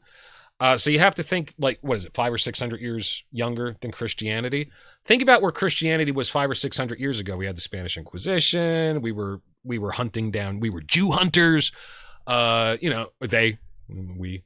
So I mean, you know, give them some time, guys. And I know Harry hates Islamic people, dude. When this guy, what's his name, Matanami or whatever the fuck, Mandami, New York. Yeah. dude, Yeah. he was coming in here. He got red in the face, screaming at me. How could New York City? How could a Muslim even think about? I was like, listen. We had a Muslim president. I mean, listen. Why is that better than having a Christian in office? I don't see it. So, and then what was this place where they do the call to prayer? In Minnesota. Minnesota. Okay. It's all So I'm over having a Minnesota. conversation with my father, right? Here's look at it through my eyes for a second. He's like, well, I wouldn't want to hear what they're doing with the call to prayer, waking everybody up. And I was like, dude, I lived in Philadelphia for years across the street from a fucking church, and I'm a night person. So I don't really fucking see what you're complaining. Well, I always liked the sound of church bells. That's it. It's an aesthetic preference. It's the same fucking thing. And frankly, you all look insane through my eyes. Stop waking me up at 7 o'clock in the fucking morning so you can let people know services are about to start. Fuck off. I want to sleep. I'm hungover. I'm enjoying my Have you? So you're a visual artist. Yeah. So have you seen the sound and the patterns that sound create visually? Oh, yeah. And- yeah, and different all those frequencies will create the different, like the different- hexagram, and yeah. Different shapes and different designs and all that. So they're wild. saying that some of the church bells, not necessarily just church bells, but bells in general, in a lot of places they started banning them because of the frequency and vibration and what it was doing for the human. Really? And helping wildlife and things of that nature, yes. Interesting. It made it easier to control a human and easier to make humans forget things and easier for humans to not be in tune with their surroundings Yeah. by getting rid of the resonant sound. Interesting. There is a whole science to sound that I think is largely unexplored. And frankly, I think that has a lot to do with what is today considered, a lot of occult sciences, and how the magicians back in the early days accomplished a lot of their feats of magic. They say that there's no record in ancient Egypt of how the Great Pyramids were built. Oh, no, there is, and they're consistent. Magicians spoke words of power, and the stones floated into place. And that same story is used in South America for their pyramids. All right. Anytime the stones are too big that we would have a problem doing it today, they all have the same story. Now you think about words of power. Okay, maybe sound. Like there's a scientist, Josh something or other, and he uses frequency, not just, if you have a certain frequency, you can break a wine glass. Mm-hmm. He's able to use just sound to levitate a fucking bowling ball. Well, there was that one guy in Florida. Yes. With his whole compound. Yes, the Coral Castle. Yes. Yes. So, and he said he was going to reveal the secret eventually before he died, but never got there. Yeah. Never got there. Unfortunate. But they're saying, I learned about that on that show, Ancient Aliens. Mm-hmm. But they're thinking that that's similar to what it was, kind of like the trumpets of Jericho. Bringing down the walls. Bringing down the whole wall. Yeah. Making the whole wall crumble. Exactly. You keep playing that trumpet over and over again, that sound, once it, the frequency's right, bam. Modern. Think about the sound weapons that they were using to disperse Sonic the crowds booms. with George Floyd, the George Floyd riots. What's that? The U.S. Army had a truck with a big dish. Yeah. They used microwaves to break up the crowd. Yeah, and a lot of them are sound weapons.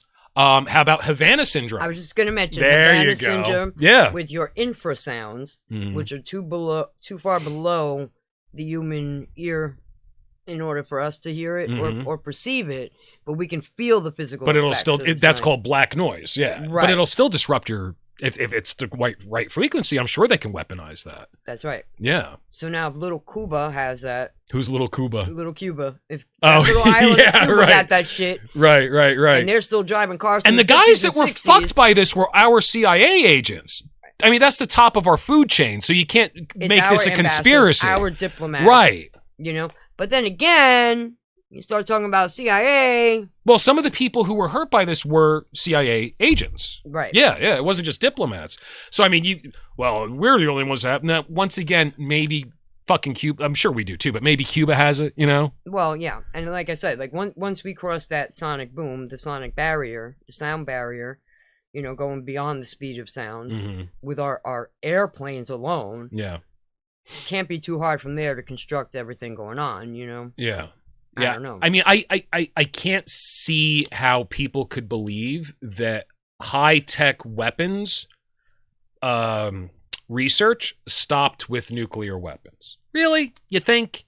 I doubt it. That was in the 40s. Navy has removed most of the cannons off the ship.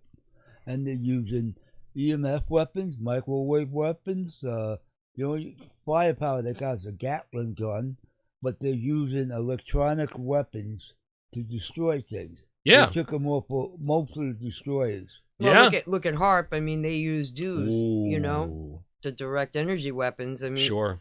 Look at Maui. They suspect that not only could HARP, and it's really funny, once HARP started getting serious attention, they sold it to a university. You think we still don't have access to it? Please. Right.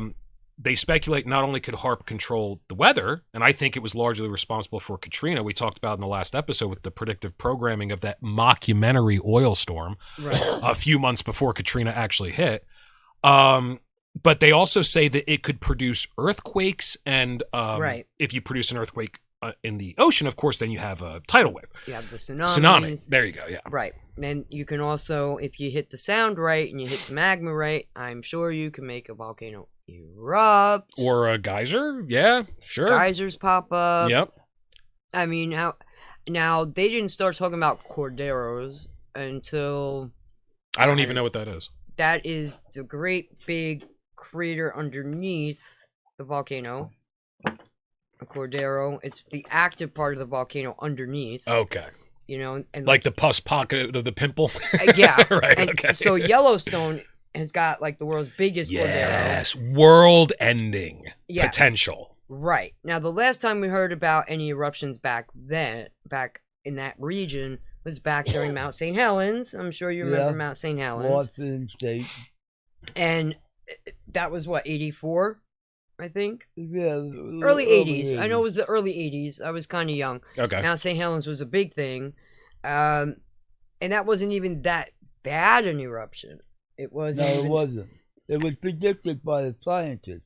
He was looking at the avalanches they were having, and he said, this is going to blow pretty soon. Yeah. Yeah. And it did. I know they had geologists that were stuck on the mountain Yeah. during the They were eruption. looking I was at a little the too young moving for this. stone. So was this majorly impactful, Mount St. Helens? Yeah, this was like wall-to-wall coverage, right? That's like all we heard about round the clock.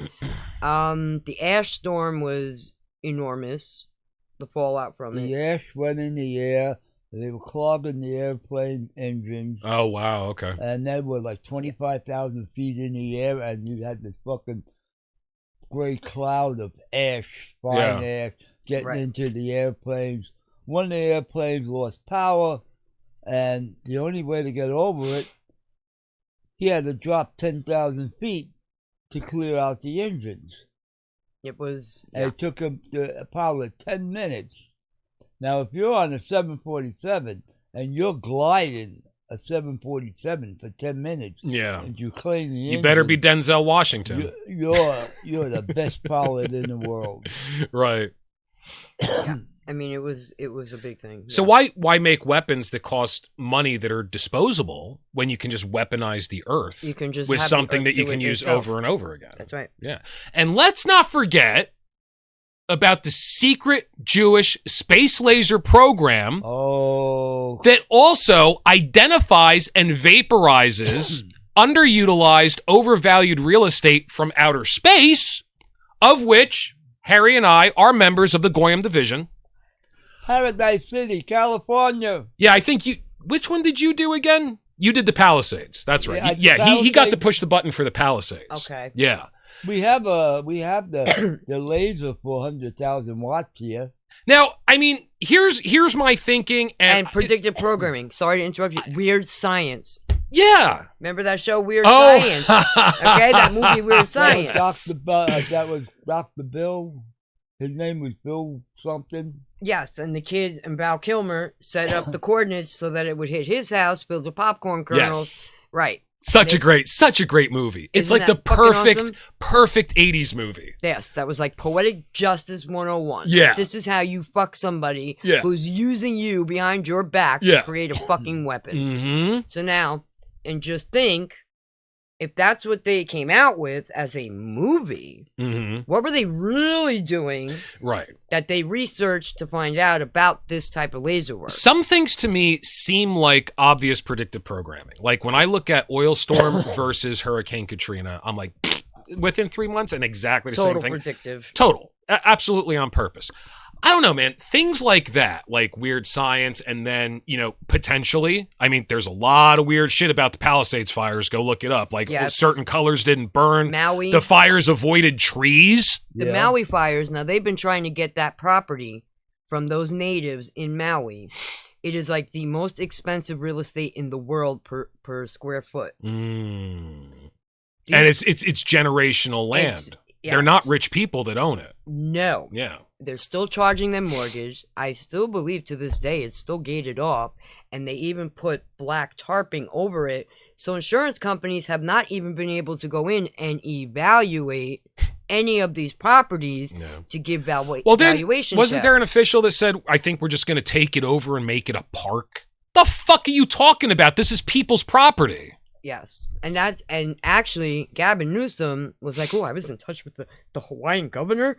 It was when the Palisades burnt down. I mean, he was telling me all about the rebuilds and the restructure in Maui. That guy gives me the creeps. And I think he was so giddy about it. Yeah, no, I saw that on TV. Yes, he was really about the real estate potential. And he's like, and the potential and the 15-minute city, and then you're like, you start seeing these disasters, and you look into whether or not some of these cities have that 15-minute city contract. Yes. And you start learning, well, wait a minute. Yeah, because the tech bros want to tell us how to live now. This is the whole thing. And at the same time, Google just built their own village. That's a thing. That happened. And these guys are at the same moment building bunkers Mm. under all their property. Mm-hmm. What the fuck is going on? Like Oprah has property there in Maui. Nothing happened. Her 100 acres, nothing happened. Mm-hmm. Nothing at all. Right. She probably had a blue roof. Mick Fleetwood from Fleetwood Mac. Who the hell knew? Steve Tyler. He's got all these celebrities with property down there. Nothing happened to their property. Nothing blue got damaged. Yeah. So it was obviously all the Red poor Laser. people. Yeah. You know, but this was to run them off their gosh darn land. And you know what? Same thing with the Palisades, you know. Here's the point I want to make. Russell Brand, I think, said it best before. I don't know what the fuck happened to him. I can't listen to him anymore. He's on a Jesus kick now because he's being accused of rape. The devil made me do it. Easiest way to get out of a crime is just, I found the Lord. Forgive me. Yeah, Russell, I'm on to you. I used to really like watching him, though. And after all those fires started occurring, he had a little clip on Rumble where he's like, it doesn't really matter if there is a laser in outer space that is targeting this real estate for redevelopment. Right. It seems that way. That's enough damage. What's another way to explain? It just seems that way. And it's kind of the same thing with these fucking sociopathic people that end up in positions of power in our country. They get caught, hanging out with people that like to diddle little kids, go to like, it doesn't matter if they are, sacrificing children to drink their adrenochrome so they can stay young forever. I mean, if you watch any interview with Peter Thiel, you're like, I can believe it now. He just left. I can believe it now. Peter Thiel? Yes. So fuck off. Palantir has that huge contract with the military. Yeah. He's been going on this Antichrist crusade. Yes. For so long. Yes. And I think he just left for Argentina. Yes. He just moved to Argentina. Oh, but he didn't step down from Palantir. No. Oh, he just left the country. Okay. I thought you were like, okay, I got you. He's gone. He Argentina. I think they said it was Argentina. I think if I remember correctly, there's a ton of millionaires and billionaires buying property. I think it's Argentina. I could be wrong. If I'm wrong, forgive me. Fuck off. No, but nobody's watching anyway. A lot of them are buying property in Argentina because if World War III occurred and nuclear missiles were launched, that will have the least amount of fallout. Yeah. And do you remember that commercial that was being shown in New York City during the Ukraine war? There was a commercial in New York City where this really hip, young, down-to-earth, average-looking black woman. Nuclear war doesn't mean the end of the world. Here's what you have to know. Oh. Yeah. They were showing that commercial in New York City. Dude, they were trying to normalize nuclear war. Somebody in power wants us to launch our nukes so fucking bad. Well, yeah, because they were saying that Russia was using dirty bombs and their mini nuke bombs in Ukraine. They were promoting that for a while, pushing and pushing and pushing and pushing, and they were saying that Mr. Putin, because we have to have boogeymans. Yeah, the CIA always gives us a boogeyman. Yep. Since the late 70s, Iran was a boogeyman. Now we're taking care of Iran. Cuba, that's been what, since the late 50s, early 60s? 60 or 50s, 60s. Yes, Cuba was a boogeyman. Yep. Russia, another boogeyman. Tsunami's China, a boogeyman. North Korea. Yeah. How'd that go, right? Yeah. Trump flew right over, met him at the 37th parallel, like, hey, what's up? You're a little guy. And every time people fucking give him shit for this, and with Putin, say, I think it's a good idea for us to have a relationship with these people. Like, what do you really want war? Somebody really wants war. Because that's the only way they can launder their money. They all have foundations for a reason. Stupid. Yeah. Q said it flat out. You look into these people, and that's when I said to you the last time we spoke, follow the women, because most of these foundations, the wives have. Oh, yeah. Bill and well, just Melinda, like House of Cards. Same thing. His wife had the foundation. Right, because the donations that can't go on the books go into these 501... 501(c).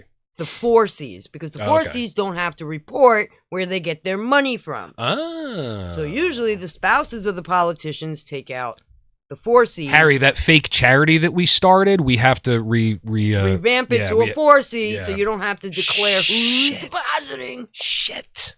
All right. Right. Okay. That's why, like, Bill Gates turned it into the Bill and Melinda Foundation. Right. So Melinda can get funding, and you can't really tie it to him so much because it's both of us fundraising. And they both have board seats. Right. Right. But at the same time, Melinda ran because she didn't like him spending so much time with Epstein after they had kids. Once she had kids, she was like, wait a minute here. You're not bringing my kids around that guy. Yeah. You know? But, you know, and it's like I said to my husband, you know, I remember in the 80s and 90s how all these people kissed Trump's ass for that check, that donation check. They all wanted his money. The Clintons, when they first started campaigning, yeah. Oh, they were all over Trump and all over there's Trump. So many pictures of the Clintons and Trump hanging out. Yeah. I mean, and these people were all up his ass. And the minute he wanted to run for president, they were like, yeah. And he had such amazing opposition. Trump derangement syndrome is, I'm going to say this unequivocally, obviously the result of a massive psyop. Massive. It's just a guy. Get over it. The only reason that I can think of is that he was not part of the in crowd, whatever that is. Well, he made that statement. These people keep calling themselves elite. What makes them elite? My properties are worth more. Mm-hmm. I'm worth more than most of them. Yeah. I have a better education than most of these people. Yeah. So how that's true. How come they're called elite? What does that How do you mean? get into that club? Listen, I got a point to make here. I have been a member of the Church of Satan since 1998. I am the figurehead of the New World Order broadcast. I was recently inducted into the Illuminati through a Facebook post. No joke. What are you laughing at? How fucking dare you? What a bitch. Oh, no, somebody sent me a Facebook post and said, do you want to be a member of the Illuminati? And I wrote back, fuck yeah, let's go. Never heard anything back. I'm assuming that means I'm in. Now, why am I not being invited to any fucking islands? Okay, why am I left out? What else do I have to do to be a member of your club? What is the entrance exam? How do I get my hands on that sweet adrenochrome? You know? How do we do it? You know? You gotta have a friend that's a kid diddler. It's a what? A kid diddler. You need to make friends with an Epstein or Palm Beach Pete these days. You need to make friends with Diddy. You know, you got to get in with them. They're the ones. You got to get into a honeypot. So is it the kid diddlers that rule the world then, and I got to get in with those guys? They're the top of the pyramid? I mean, that's what Trump said. God damn it. Did he say that? When did he say that? Yeah, he said that the world is run by elite pedophiles. He said that? A long time ago. I gotta fucking look that. Oh, you mean before his presidency? His first presidency? It was during, I believe. Really? Because they were mentioning Q when they said to him, so according to the conspiracy theory, you're battling an elite group of people who control the world that are pedophiles and this and that. And he's like, yep. Would that be so bad? I'm not seeing what's so wrong with that. Well, no, that's a good point. But you know what I mean? But you see, that is a way for him to neither confirm nor deny. But he did say, while keeping his constituents happy, because a lot of these people were in the queue at the time. But he did say, how many are involved? Look at all the people, and you tell me how many involved with the kids. It's weird, man. I don't get it. It's just bizarre. And every time I think about it, and I'm like, so much evidence. Is this a psyop? I don't know. I really don't know. I dismissed Pizzagate, and then it all came back again, like full force. You know. Well, they're saying, but still, nobody's going to jail. That's another problem. Well, do you remember the first chapter of Law and Order that we showed you the picture. They had a file on. No, I don't watch shitty television. Oh, the Epstein. The Epstein file. Oh, that's right. On the first. That's right. First chapter of Law and Order. Wasn't that in the the documentary, Downfall of the Cabal or whatever? Yes. Yeah. They I show you remember the that. Epstein That was file in on the the 90s. desk. Yes. That was no accident. Well, okay, and what I was going to say before, certain things do look like predictive programming to me, but other things just look like this reality. I don't think it works exactly the way we think it does. And I think that sometimes shit like that, I'll give you an example. Me and my father were having a discussion about something. The answer ended up being 1988. Okay. I'm driving. It was like a long discussion. We almost had like a little bit of an argument. I'm driving behind a car that has a personalized license plate. If I remember correctly, it was KPW88. My father's name is Kevin Paul Wilkie. Okay. So like shit like that, I notice all the time. Now, if I was a super logical person, like, who the fuck is that person in the car in front of me who was spying on my conversation with my father, and why are they fucking with me, right? But, it's just one of the, and it's not just coincidence. It seems to be kind of the fabric of how reality works. How it goes. Yeah. Well, now, you can go back and think this over, and you can look into this. So, another theory, CERN, fucking around with their Hadron Collider. See, now you're about to start speaking my language. I love this. It was shortly after the first blast that they made public anyway. Yeah. That Mandela effects really started taking hold. Yep. Did those things happen? Did they not happen? How does almost half the population have a false memory? Exactly. We can't all have remembered this wrong. Like Fruit of the Loom having a cornucopia. Well, fuck yeah, they did. My fat brother, when he was little, he was overweight, and you'd see his damn drawers hanging out, and I could see the cornucopia. What are you telling me? Definitely, in my timeline, it definitely had a cornucopia. It had one. Absolutely. And if it didn't, how are you able to still find them? Like, that doesn't make any sense. Yeah, I've seen that too. Because there are people that can find them. Yeah. Very weird, bizarre shit. Yeah. I don't know. Now, if you know anything about quantum physics, which I know just enough to make conversation at parties, they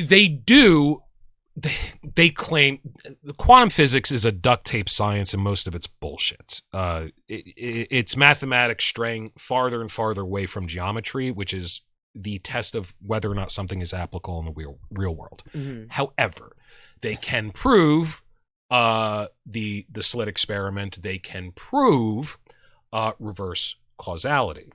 So for some reason, the present, they've proven this. They have found tachyon particles, which are particles that travel backward through time.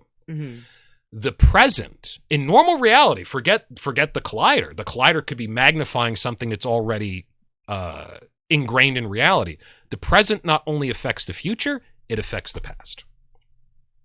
I mean, like a Back to the Future situation. Wild. Predictive programming. Yeah. So, I mean, the reason why maybe people have so many different versions of the past is because of what they're doing there. And yeah, I mean, I absolutely could see that happening. It's wild. Yeah. I mean, that's why I said I like that. I love that guy, Michio Kaku. Yeah. He's great. I love him because he just breaks it down in a way I could actually understand what the fuck he's talking about. Yeah. Because when you get into quantum physics, you are talking over my head. Like, well, they're talking over their own heads. So, I mean... It's kind of like, when I first started learning Photoshop, they had like the seminar, and I was watching it on TV or whatever, and like, who here knows everything about Photoshop? If you have your hand raised, you are lying. It's kind of like, who here understands quantum physics? If your hand is raised, you're lying. They don't. No, but he did give us an idea that there are like layers of dimensions, one on top of another. This dimension you're doing this dimension you're doing that. Parallel reality theory. Every probable outcome of one answer is in a different realm and all of its own. And what is that? I think they've gone up to 17. The multiverse. The multiverse theory. Yeah. So now I think they were able to have proven 17 different dimensions at this point. And I'm guessing it's always proven mathematically. Right. Well, it's kind of like my mother. Hey, listen, anytime you see an equation and you see that little sideways 8, it means the scientist can't solve it. And most of their equations have that infinity symbol. Sign. Yeah. Yes. So, like when I started school, and I was talking to my mother about relativity. She's like, oh, well, when I went to college, they told me it was already disproven, so there's nothing to learn. Relativity was disproven? And I was like, special relativity? Theory of relativity by Einstein. Yeah. E equals mc squared. Okay, yeah. And that's just a small portion of it. Obviously, Sure. That's not the whole equation. Yeah. And I'm like, who told you that it was disproven? As you go past an object doing one speed and you're going another speed, your speed relative to one another are the combined speeds. That's a fact. That's not a theory. Yeah, and time dilation is a fact, not a theory. Right, and he was able to prove it. I mean, our GPS proves that. During World War II, when he was looking at the one solar eclipse from South America, they were going to have a hard time checking it through the telescope or whatever, but you could. They said that you could prove with that eclipse that the light actually bent in such a way around. Right. So because of gravity. About? Whatever gravity is. Right. We don't understand what that is. They always show it as like a little marble on. Yeah, everything's always marbles with these fucking people. I mean, whatever that might be. Newton really fucked our thinking up for centuries with that. Everything's fucking billiard balls. I guess back then wives hit them in the head with apples. I don't know. Yeah. I'd rather use the frying pan. Yeah, even gravity now is a graviton. Yeah, I mean, And then they started discussing like dark matter. So anything you don't understand is always dark and devious, right? So it's dark matter. Well, okay, so you collided your atom. You created portals. I mean, they admit that as much. Oh, yeah, well, they created a split-second black hole. Yeah. Okay, and they've also admitted that things have come through that they don't understand. Really? Yeah. Interesting. Yes. You're talking about different types of particles, I'm assuming. Well, they're calling them particles.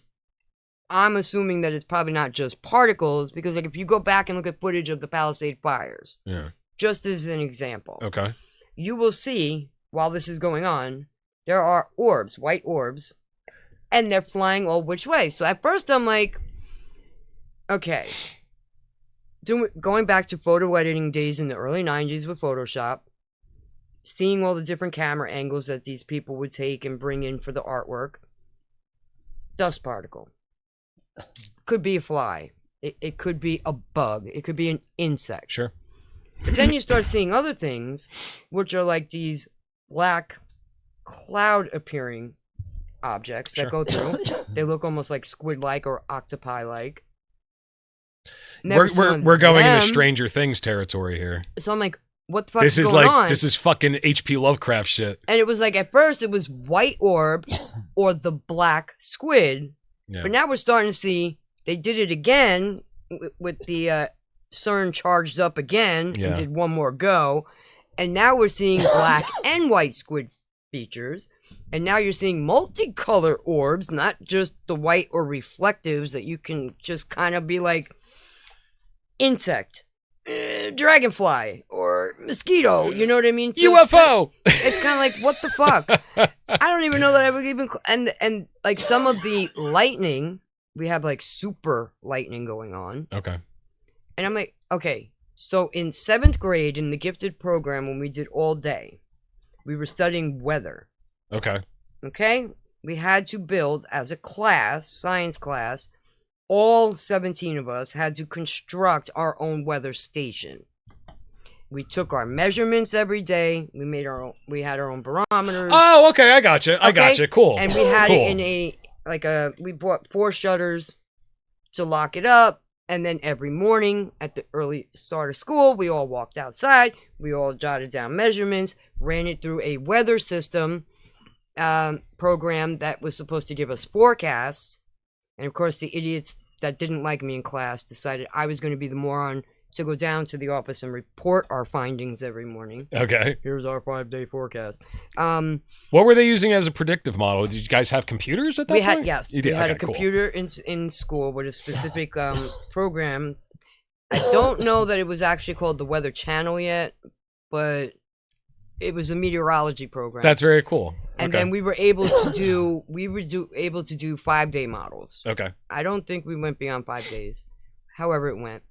So when I say to you, I understand weather, I understand clouds, because we had to identify the clouds in the sky, because that helps you understand what's going on with the weather. Sure. There is nothing normal, and I don't give a shit what anybody tells me. I have not seen a sky that looks like my childhood skies in well over a decade. Yeah. It's been well over a decade. Yeah. It always looks hazy. Yeah. They're not crisp, clear blue skies that you can see all the way up. Very rarely. At the sun, you used to see the orb. You were told not to look directly at it. But we all did. Retina, right? We all did. You'll burn your retina. Can't you shoot your eye out, you know? But I remember clearly when we would look up, it would be a white thing. You could basically barely see the little black line, and then you had to turn away, and then you would see that fleck everywhere you looked, the reflection. For quite a while. You can't do that. Yeah. And it's been a long time since you could. Yeah. And I figured during the pandemic, when the kids had to stay home from school, I was going to start showing my young ones how to do those things I had learned back then, because they shut down all of school. Yeah. Let's go out and check out the clouds. Let me teach you about this. Yeah. And I go outside and I'm like, there is nothing clear about this damn sky. Yeah, what the hell is going on? It's just either haze or stripes. It's constant. Yeah. It's constant. It never goes away. Yeah. And that's why I said to you, like, me and my youngest, we started taking pictures of weird clouds. And so I never heard of super lightning, hyper lightning. I've never heard of these This is the first things. I'm hearing of it. Lightning that shoots up from the ground to the cloud. Oh, isn't that the way it actually goes and our brains just perceive it the wrong way? Well, now they're saying, because it used to be the ions within the cloud moving over the ground, it would electrify, and the space in between, it would shoot down like static electricity. Right. But they're saying it doesn't get electrified at all now by the cloud. This literally gets electrified just from the ground. I don't know. I don't spend my life out there doing these things. The weird thing is that over the years, when you talk to people that are in just, slightly different age groups, like my brother's 2 years younger than me, we got taught very different things. Weird. The curriculum changes over time. Yeah, it's strange. Yeah. And then, here's another Mandela effect. I know when I was in school, they taught you that your heart is slightly to your left. Yeah. Now it's directly in the center of the body, and the curriculum has changed. Isn't that interesting? Your kidneys are not in the lower back part of your body. No? I just learned this. No. Where are they? Now they are directly in the middle. Oh, are they? Okay. Right where my lungs are, right? So when I'm hungover and my lower back hurts, it's not that I'm destroying my kidneys. I just got stiff. That's it. Harry, we're going drinking tonight. I went through partial kidney failure. So I can tell you from experience, it's the lower back. This is where it hurts. Yeah. Don't tell me. It does not hurt in the middle of my back. Don't tell me. Yeah. That's where my freaking lungs are. And if my lungs are not there, why do I got to take a deep breath when the stethoscope is in the middle of my damn back? Right. And if the heart is in the middle, why do we pledge allegiance by putting our hand over our heart? Yeah. Are we now going to say that Leonardo's wrong? Leonardo da Vinci? I mean... That guy was a crackpot. He obviously had no idea what he was doing. Obviously. I mean, here we are. He invented the tank 300 years before we made one. Yeah. The helicopter. Helicopter, yeah. Like we have... The parachute. Parachutes. Yep. I mean, this guy did everything. Yeah, he was a fucking idiot. But looking at the human body, he got that all wrong. Yeah, he got it all wrong. He cut it open, and he wasn't a very skilled artist. He drew it incorrectly. That's it. He just put it a little too far to one side. He was right-handed, so he got lazy and was leaning that way. I don't know. He had a crick in his neck. I mean, is that another Mandela deal? I don't fucking know. Yeah, it's weird. I don't know. But I can tell you, when I had congestive heart failure, my heart rate and all of the sonograms they did on my heart were under my left breast. Okay? That's where the damn heart is. That's where they look. That's where they check. They don't do it behind your sternum. Doesn't work like that. Yeah. No. And if that were the case, my child with WPW, who has a caved-in chest bone, they wouldn't be. My uncle would be had over that. here. Yeah. Not over here. Right. Sorry. Yeah. I don't know, man. It's weird. Yeah, the whole the whole thing that's going on now, I mean, the skeptical part of my mind says it's a psyop. The imaginative, call it, part of my mind says that we're creating a really fucked up reality in weird time with a lot of converging forces. And then the other part of my brain goes, there's a bunch of kid diddlers, but I can't figure out why. Yeah. And why do they always congregate? Well, birds of a feather, but why do they always wind up in positions of power? Such power? Yeah. How did they get there? Yeah. Like, I can understand, if you go back to the bloodlines, that starts making a little bit of sense. Well, I know there's a lot of incest, and that makes sense because that's how you keep generational wealth. Well, look at the Rothschilds. Look at the Habsburgs. Okay. Have you ever looked into them? No. They were such inbreeding. It would be like uncle and niece marry, have baby. Uh-huh. Okay? There was such inbreeding. King Charles II of Spain had a pea-sized heart and only had one testicle that was charcoal black when he died. Jesus Christ. His bottom jaw was out, extended so far, he couldn't even eat properly. He suffered from so many physical ailments and infections. Yeah. Because he was so inbred. Yeah. Because that's the way they did it. Yeah. But that's what they call the blue bloods. That's our elite. There you go. Yeah. And now, if you look at different industries that influence, right? You got music. Uh-huh. So one of the families that are mentioned are the Spring family, or the Springsteens. And who do you think of right away? Of course. Was Bruce Springsteen a fantastic singer? No. Was he even good looking? No. Was he really that talented? No. Yeah. I agree. My father would disagree, but I agree. I can't tell you a song I like from that person. Yeah.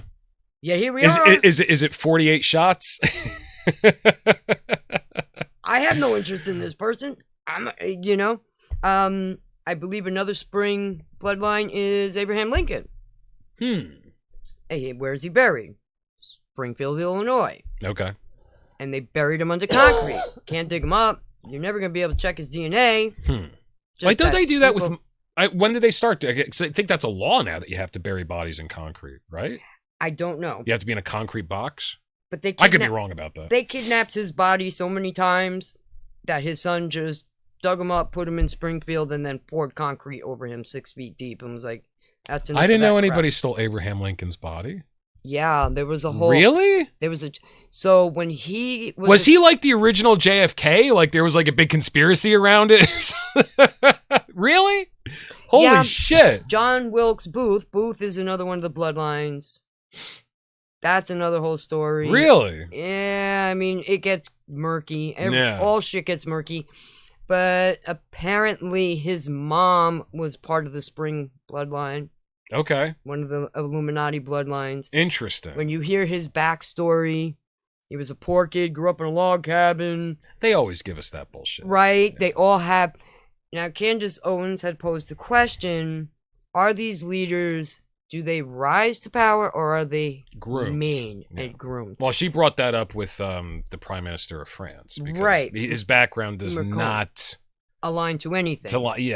There's no reason for him to be there. It's like if you look back at Barack Obama. You know what I mean? Like his father's a Kenyan drug runner. Was he? Yeah. Okay. He had 26 wives. One of them happened to be an American chick who just so happened to make it back to America in time to give birth in Hawaii. Right. Nothing going on here.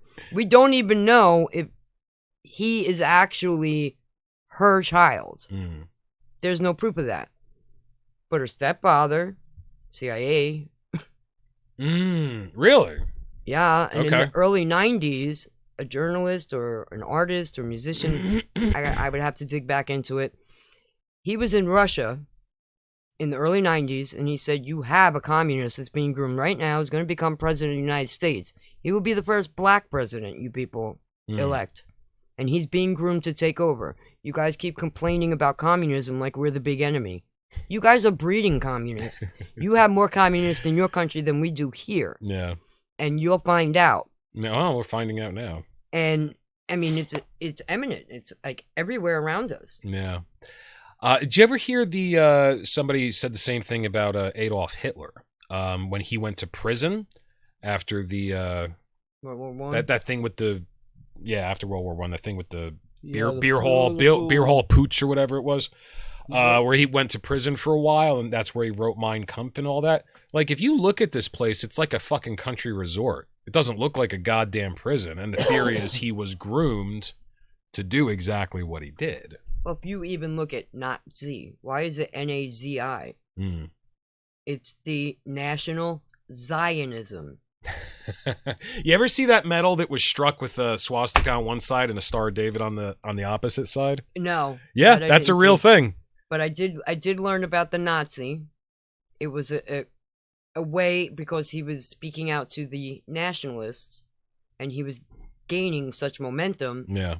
And there's a guy, I'm not going to mention his name, but he did write an essay speculating about a lot of people that were in the upper echelons of the Nazi party were suspected of having Jewish ancestry. And then the Nazi party did openly keep a lot of useful Jews very close. It is a fact, sorry, Ellison family, that Jewish newspapers before World War II were printing articles that said, why do 6 million Jews have to die? In reference to God knows what, but that's the headline. Why that number? Where did it come from? Is this just one of those weird coincidence things like I was talking about before? Or something more nefarious? And let's face it, without the Holocaust, the state of Israel would not exist. Not in a million years. And that was actually... So, I mean, I just want to say, he finishes up the essay with a very tongue-in-cheek remark. He says, well, I'm not making a statement. I'm just giving you food for thought. Speculating. What's a little Holocaust between friends? I mean, they were beginning to plan the state of Israel before World War One. If at the time you had the English and the French over there in the Middle East, there were no boundaries, country boundaries, the way we perceive them today or understand them. Okay. They were not divvied up in that manner. They kind of convinced the Arabians, we're going to make this one big area. We're going to make you guys in charge of it. So the Arabians were like, hell yeah, we got you. We're fighting on behalf of the English. We're going to fight on behalf of the French. We're going to help you through this terrain and all this other bullshit. Okay. They got nothing. They got this little carving of Saudi Arabia. The Shiites, they got that little spot we call Iran. We gave that to the Persians. You know what I mean? Like, we divvied, well, not us, the English divvied it up. Yeah. In the United States, being the brokers we were, trying to stay the fuck out of everything, trying to stay away from everything. Yeah, we should probably get back to that. England and France were fighting over areas and territories in the Middle East. Sure. Because they wanted that trade route. Okay. The last people to fuck with were the Ottomans. Okay. The Ottomans really controlled it because it was right by the water. Okay. What we know it was Turkey. Yeah. So you look into that. That gets pretty interesting. The English literally sold the land after World War II because they had the deeds and the titles. Okay. Even though the Palestinians were working the land and they lived there for generations after generation, after everything was said and done, the British took that land and were like, you know what? We're just going to make a nation of Israel. Who's behind that? Of course, the wonderful Rothschild family. Now, there was also Rothschild. I always wondered how you could just take away people's land, and yeah, that's so they actually had the deeds. They had British deeds to the land. So this too, just like the Vietnam conflict, which I learned about yesterday, all this bullshit comes back to colonialism. Interesting. Yes, and Britain and France divvied up the areas where they were going to have and what they were going to do, and yeah, that's why Moroccans speak French. I mean, yeah. You know, if you look at everything that makes sense. everything in that Middle Eastern region, half is French, half is English. I mean, and that's just the way they kind of split it up. And supposedly the Zionists, and you also have Rothschilds from France, as well as the banking English Rothschilds.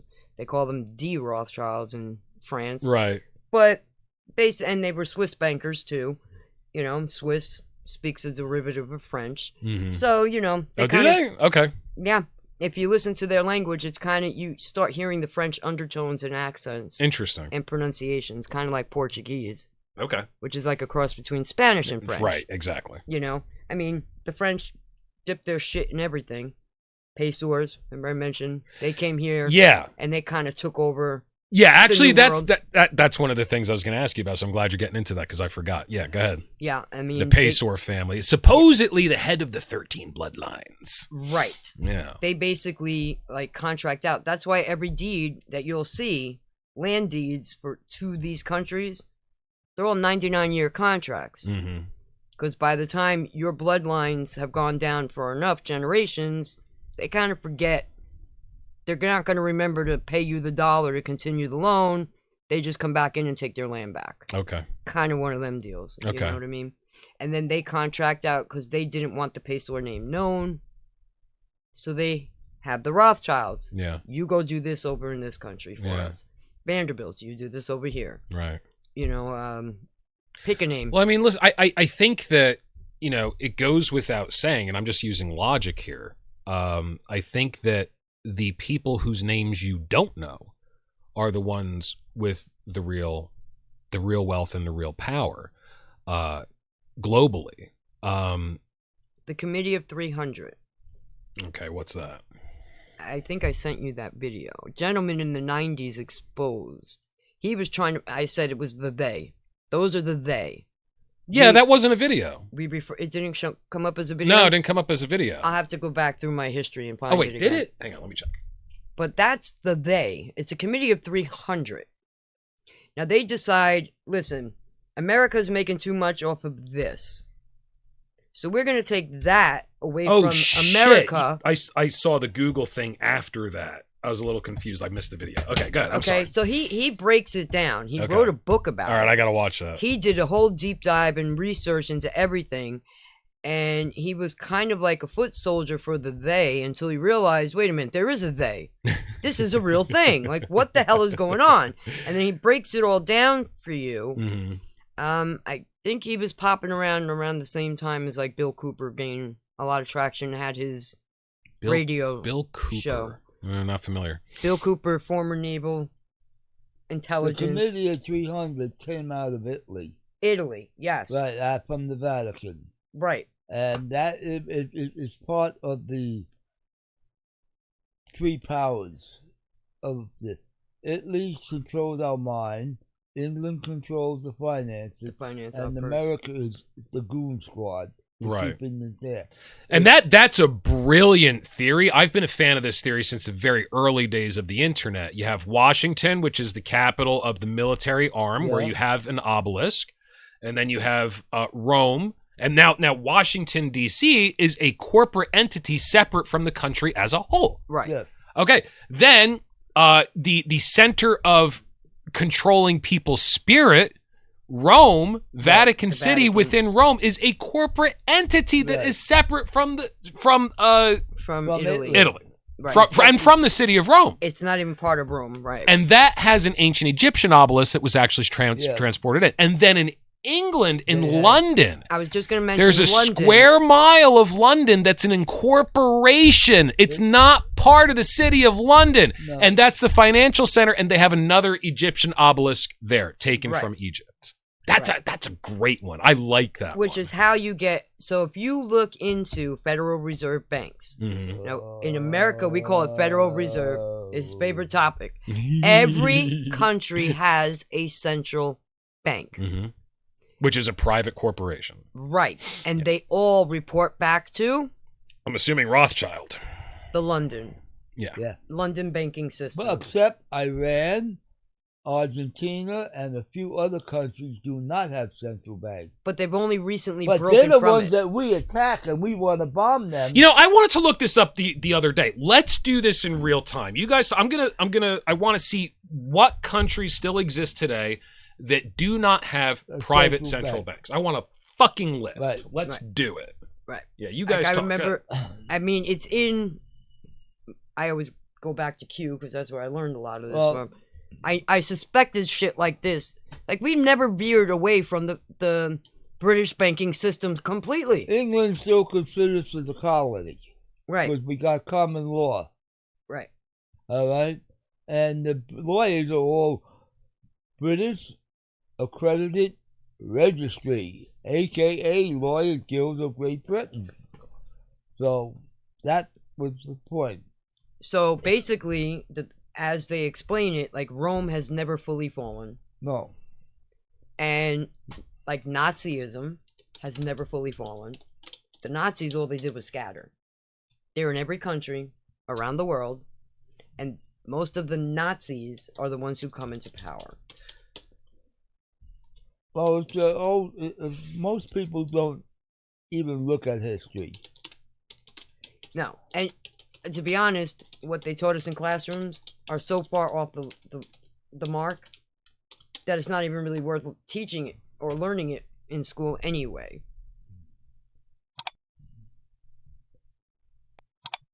Using my favorite AI, DeepSeek, from China. From China. I call it the China virus. It comes from China.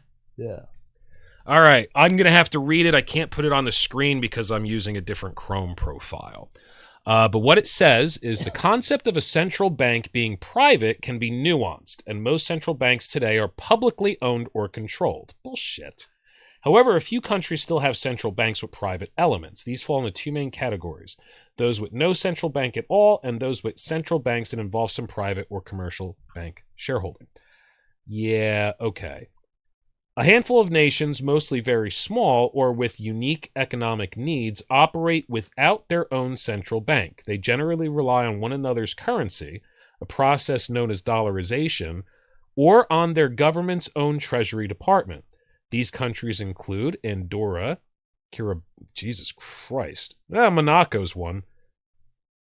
All right, so this is not giving Isle of Man. Interesting. This is not giving me. In contrast, some countries do have a central bank, but their ownership structure includes a private or commercial element. Okay, here we go. These are the central banks most likely to be described as private, though it is crucial to understand their functions are highly regulated. Yeah, I got that. All right, the United States, there you go. Switzerland, Japan, Belgium, Italy, San Marino. So it looks like there's more countries without a central bank. I don't know.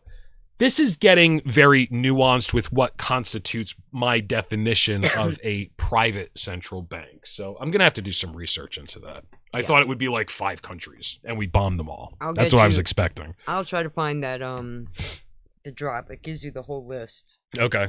In the drop. Yeah.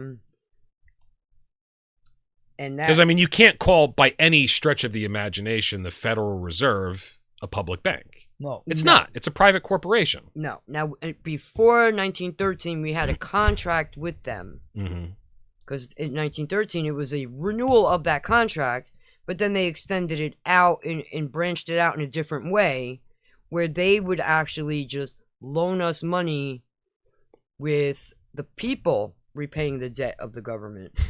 Lucky us. Isn't that wonderful? Yay!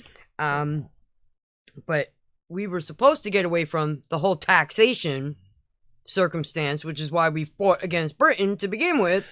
Yeah, well, you know, it's not really what happened. It's like the my hero Mr. Rogan says all the time. I have no problem paying taxes if I know it's going to good use, but it's not. And I don't get a receipt, and a lot of it disappears without being used for fucking anything.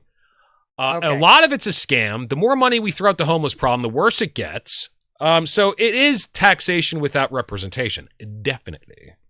Andrew Jackson should come back and disband the central banks like he did in 1836. Yeah. You want to do a ritual to resurrect him? Oh, in a minute. I've never tried necromancy before, Andrew but Jackson back. it might be a good podcast. So there are, 5 drops where they discuss central banks? So Rothschild owned and controlled banks. Okay. Afghanistan. Interesting. Albania. Algeria. Argentina. Armenia. Aruba. Australia. Austria. Azerbaijan. Could never say that word right. Who knows? Bahamas. Okay. Bahrain. Bangladesh. Barbados. Belarus. Belgium. Belize, Benin, Bermuda, Bhutan. Oh, God, as an Italian, I shouldn't have said that out loud. Bolivia. That's a slut in Italian. Bosnia. Okay. Botswana, Brazil, Bulgaria, Burkina, Burundi, Cambodia, Camfloon. Never heard of that. Canada. Okay, so that's just the beginning of the seas. I mean, this goes on for 5 freaking drops. These are all Rothschild-run banks. That's crazy. I mean, look at this. It's ridiculous. They basically control the financial instrument of most of the planet. Right. Now, supposedly, the whole purpose of the Nazi Party was to get the Rothschilds out of the banking structure. Did that happen? Absolutely not. Right. If anything, it expanded globally. Yeah. So, again, who knows? History don't really tell us what. No, history's not going to tell us shit. I mean, everything that you learn in school is calculated to control and enslave you. We don't get taught how to balance checkbooks. We don't get taught anything about the stock market. I mean, shouldn't we understand how money works if, in high school, if it's that fucking important? But we don't. See, under the Socraterian, I forget how to say the word, Socrates method that he would teach. Socratic. Socratic method. Yes. Who Who controls the distribution of funds? Who accounts for the funds? Who has access to the funds? Who really has access to the funds? Do the funds return in the form of political donations? Do the funds return in the form of massive donations to foundations and institutes? And now, if you go through any of them, those countries, they all have private foundations. They all have privatized institutions. Now, I only learned, again, through these drops, HUMA, H-U-M-A, Harvard University Muslim affiliation. Okay. So they have a Muslim foundation in Harvard. So Muslim countries funnel their money through Harvard. Okay. In that way. Who benefited from that fund? That's the question. We had a president, Barack Hussein Obama. Okay. Okay? And they gave him a massive donation? So they helped pay for his education. Oh, okay. So when we say who are we talking about? Right. You're talking about Saudi Arabia. Okay.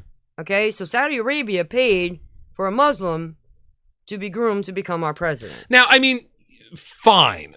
What did he do during his administration that was different from a Christian president? Let's assume he is Muslim, although he denies it. So what was once again, why? What did he do? So he did what the global powers wanted of him. Okay. But the global powers are not run by Islam. There's no fucking way. No, but Okay. the money comes, there's a lot of money in Saudi Arabia. Mm-hmm. Now, shortly after Trump became president, the Prince Salman, who's the current ruler of Saudi Arabia, Okay. his uncle was trying to take over Saudi Arabia. He wanted to step up in lieu to the father passing it on to the son. Okay. When that big sword dance went on to welcome Trump and Melania over to Saudi Arabia, it was the first time a non-Saudi got that ceremony performed. Not familiar with it. Okay. 4 days before Trump showed up, that prince was tipped off and arrested the uncle. Come to find out, that uncle was financing a lot of shit going on in American politics. Okay. And he was hoping to be the one to assume power. Right. He heavily financed the Clinton Foundation. Aha. So there were three major arms, major families that funded all of our politics. Mm-hmm. So he cut off that arm of the political money structure. Interesting. So when you go back to that Iranian money that Barack Obama dropped off when Hillary lost, because nothing was released until Hillary lost. Mm-hmm. Did that money really make its way to Iran? And once it made its way to Iran, where did it go from there? Did the Iranians actually get that money? I don't think so. I really don't think so. And now, prior to this going on right now with Iran, where the Ayatollah was knocked out, that was a CIA boogeyman. Mm-hmm. Whenever the CIA needed a psyop, however you want to call it, sure, mental control, yeah, mass trauma, they would bring up Iran. Yeah. They would bring up North Korea. Right. All those Axis powers that we know of as Axis powers are actually run by the CIA. They're actually controlled by the CIA. Well, the CIA created Al-Qaeda. I mean, that's fact. I mean, and you'll find that a lot of the Muslim terrorist groups, Bibi helped to make them. Yeah. Oh, yeah. Well, he's admitted on camera he was funding Hamas. He's like, that'll give me greater control over the organization. Oh, did it? Maybe it did. Maybe you wanted October 6th or 7th? 7th, yeah. Maybe you wanted that. I don't know. I'm only asking questions, BB. I'm only asking questions. And he's been pushing, I'm Glenn Becking this shit. He's been pushing all this bullshit since the 70s. Yeah. To go into Iran. Yeah. John Oliver on This Week Today or something on HBO, he did a whole episode on BB, and he went right back down to the 70s, and like, this guy's been like such a fucking like diehard Zionist, like whatever we need to do, since he was a fucking kid, man. And you look at what his father went through, and you're like, okay, now the story makes sense. But how much land do you think they want? I mean, what was promised to them in the Bible? They got a lot more. They got a lot more land to take. I mean, yeah, there's this great line from Tolkien. I think Gandalf said it. Pay attention to prophecy because people have a way of bringing them about. Now, I'm sure you look into Netanyahu's bloodline. I'm sure somewhere back there, his family bloodline owes a favor to the Committee of 300 somewhere. Okay. Yeah. We also know them here as like the Foreign Affairs Committee. Okay. Now, none of our leaders get to tell the Foreign Affairs Committee how shit's going to work. Right. They do the research. So what is the maybe we should end soon. I don't know. It's getting a little late. Explain to me the Council of 300, because I've heard it before, never looked into it. What is it? What is it supposed to be? What do you think it might be? So that gentleman describes it. They're the ones who decide who manufactures, who makes what countries develop, what they're going to develop, how they're going to develop, how their money is going to be backed. Okay. They kind of like I said earlier, if they think America is outproducing other countries, no, you're going to take that manufacturing and move it here. The only thing is, they have nothing to do. They're never known in the public. These are not families that campaign. They're not families that publicly flaunt themselves. And it passes on from generation to generation to generation to generation. You can go all the way back to the 300, right? The Spartans. Okay. Like is that why like they named their committee the 300? The Committee of 300. Okay. So I believe it goes back even further than that. Okay. Because like I said, Rome never fell. We're taught Rome fell. But the Roman structure still exists. I mean, that's why it's called the Eternal City. Sure. Yeah. So, Committee of 300. It's the reason why I never can quite get on board with these things is, and I'm sure there's a lot to look into.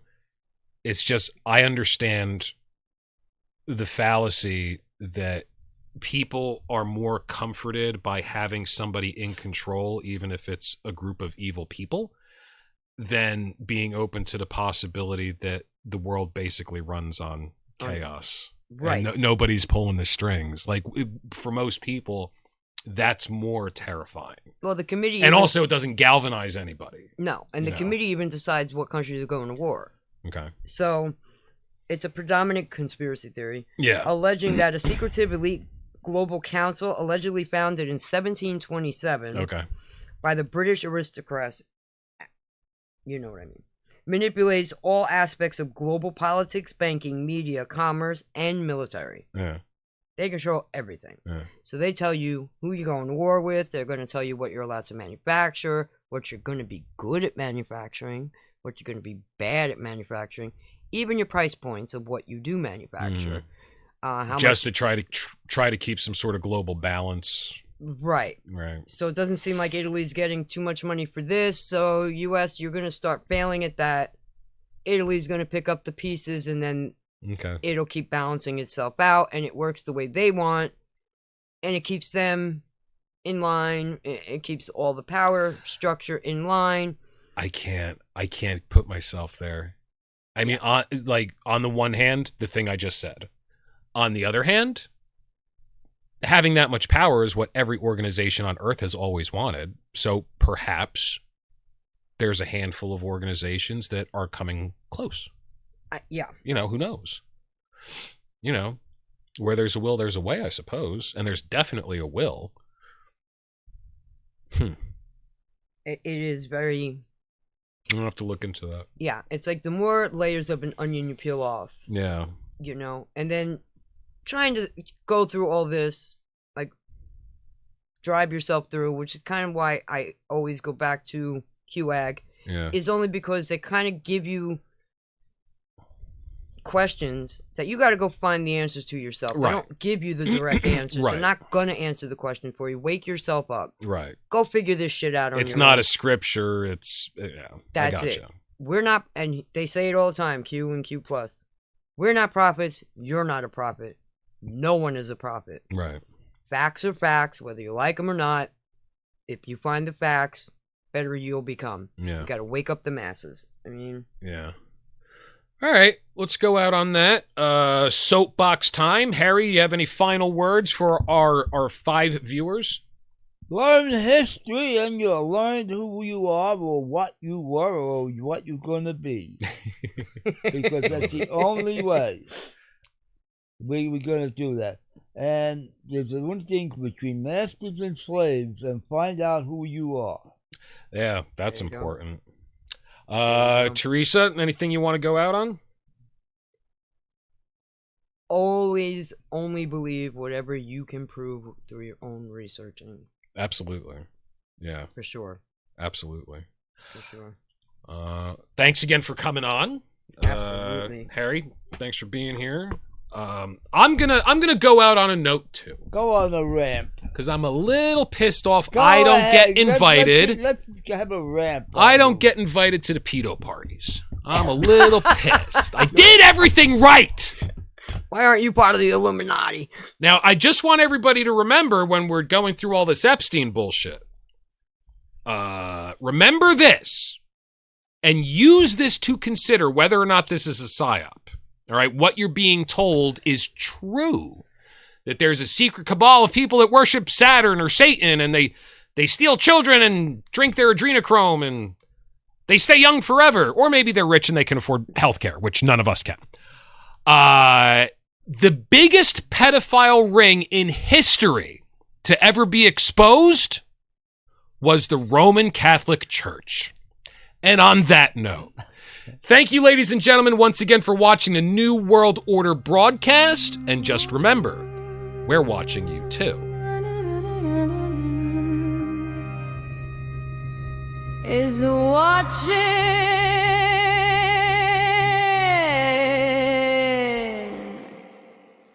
There are strangers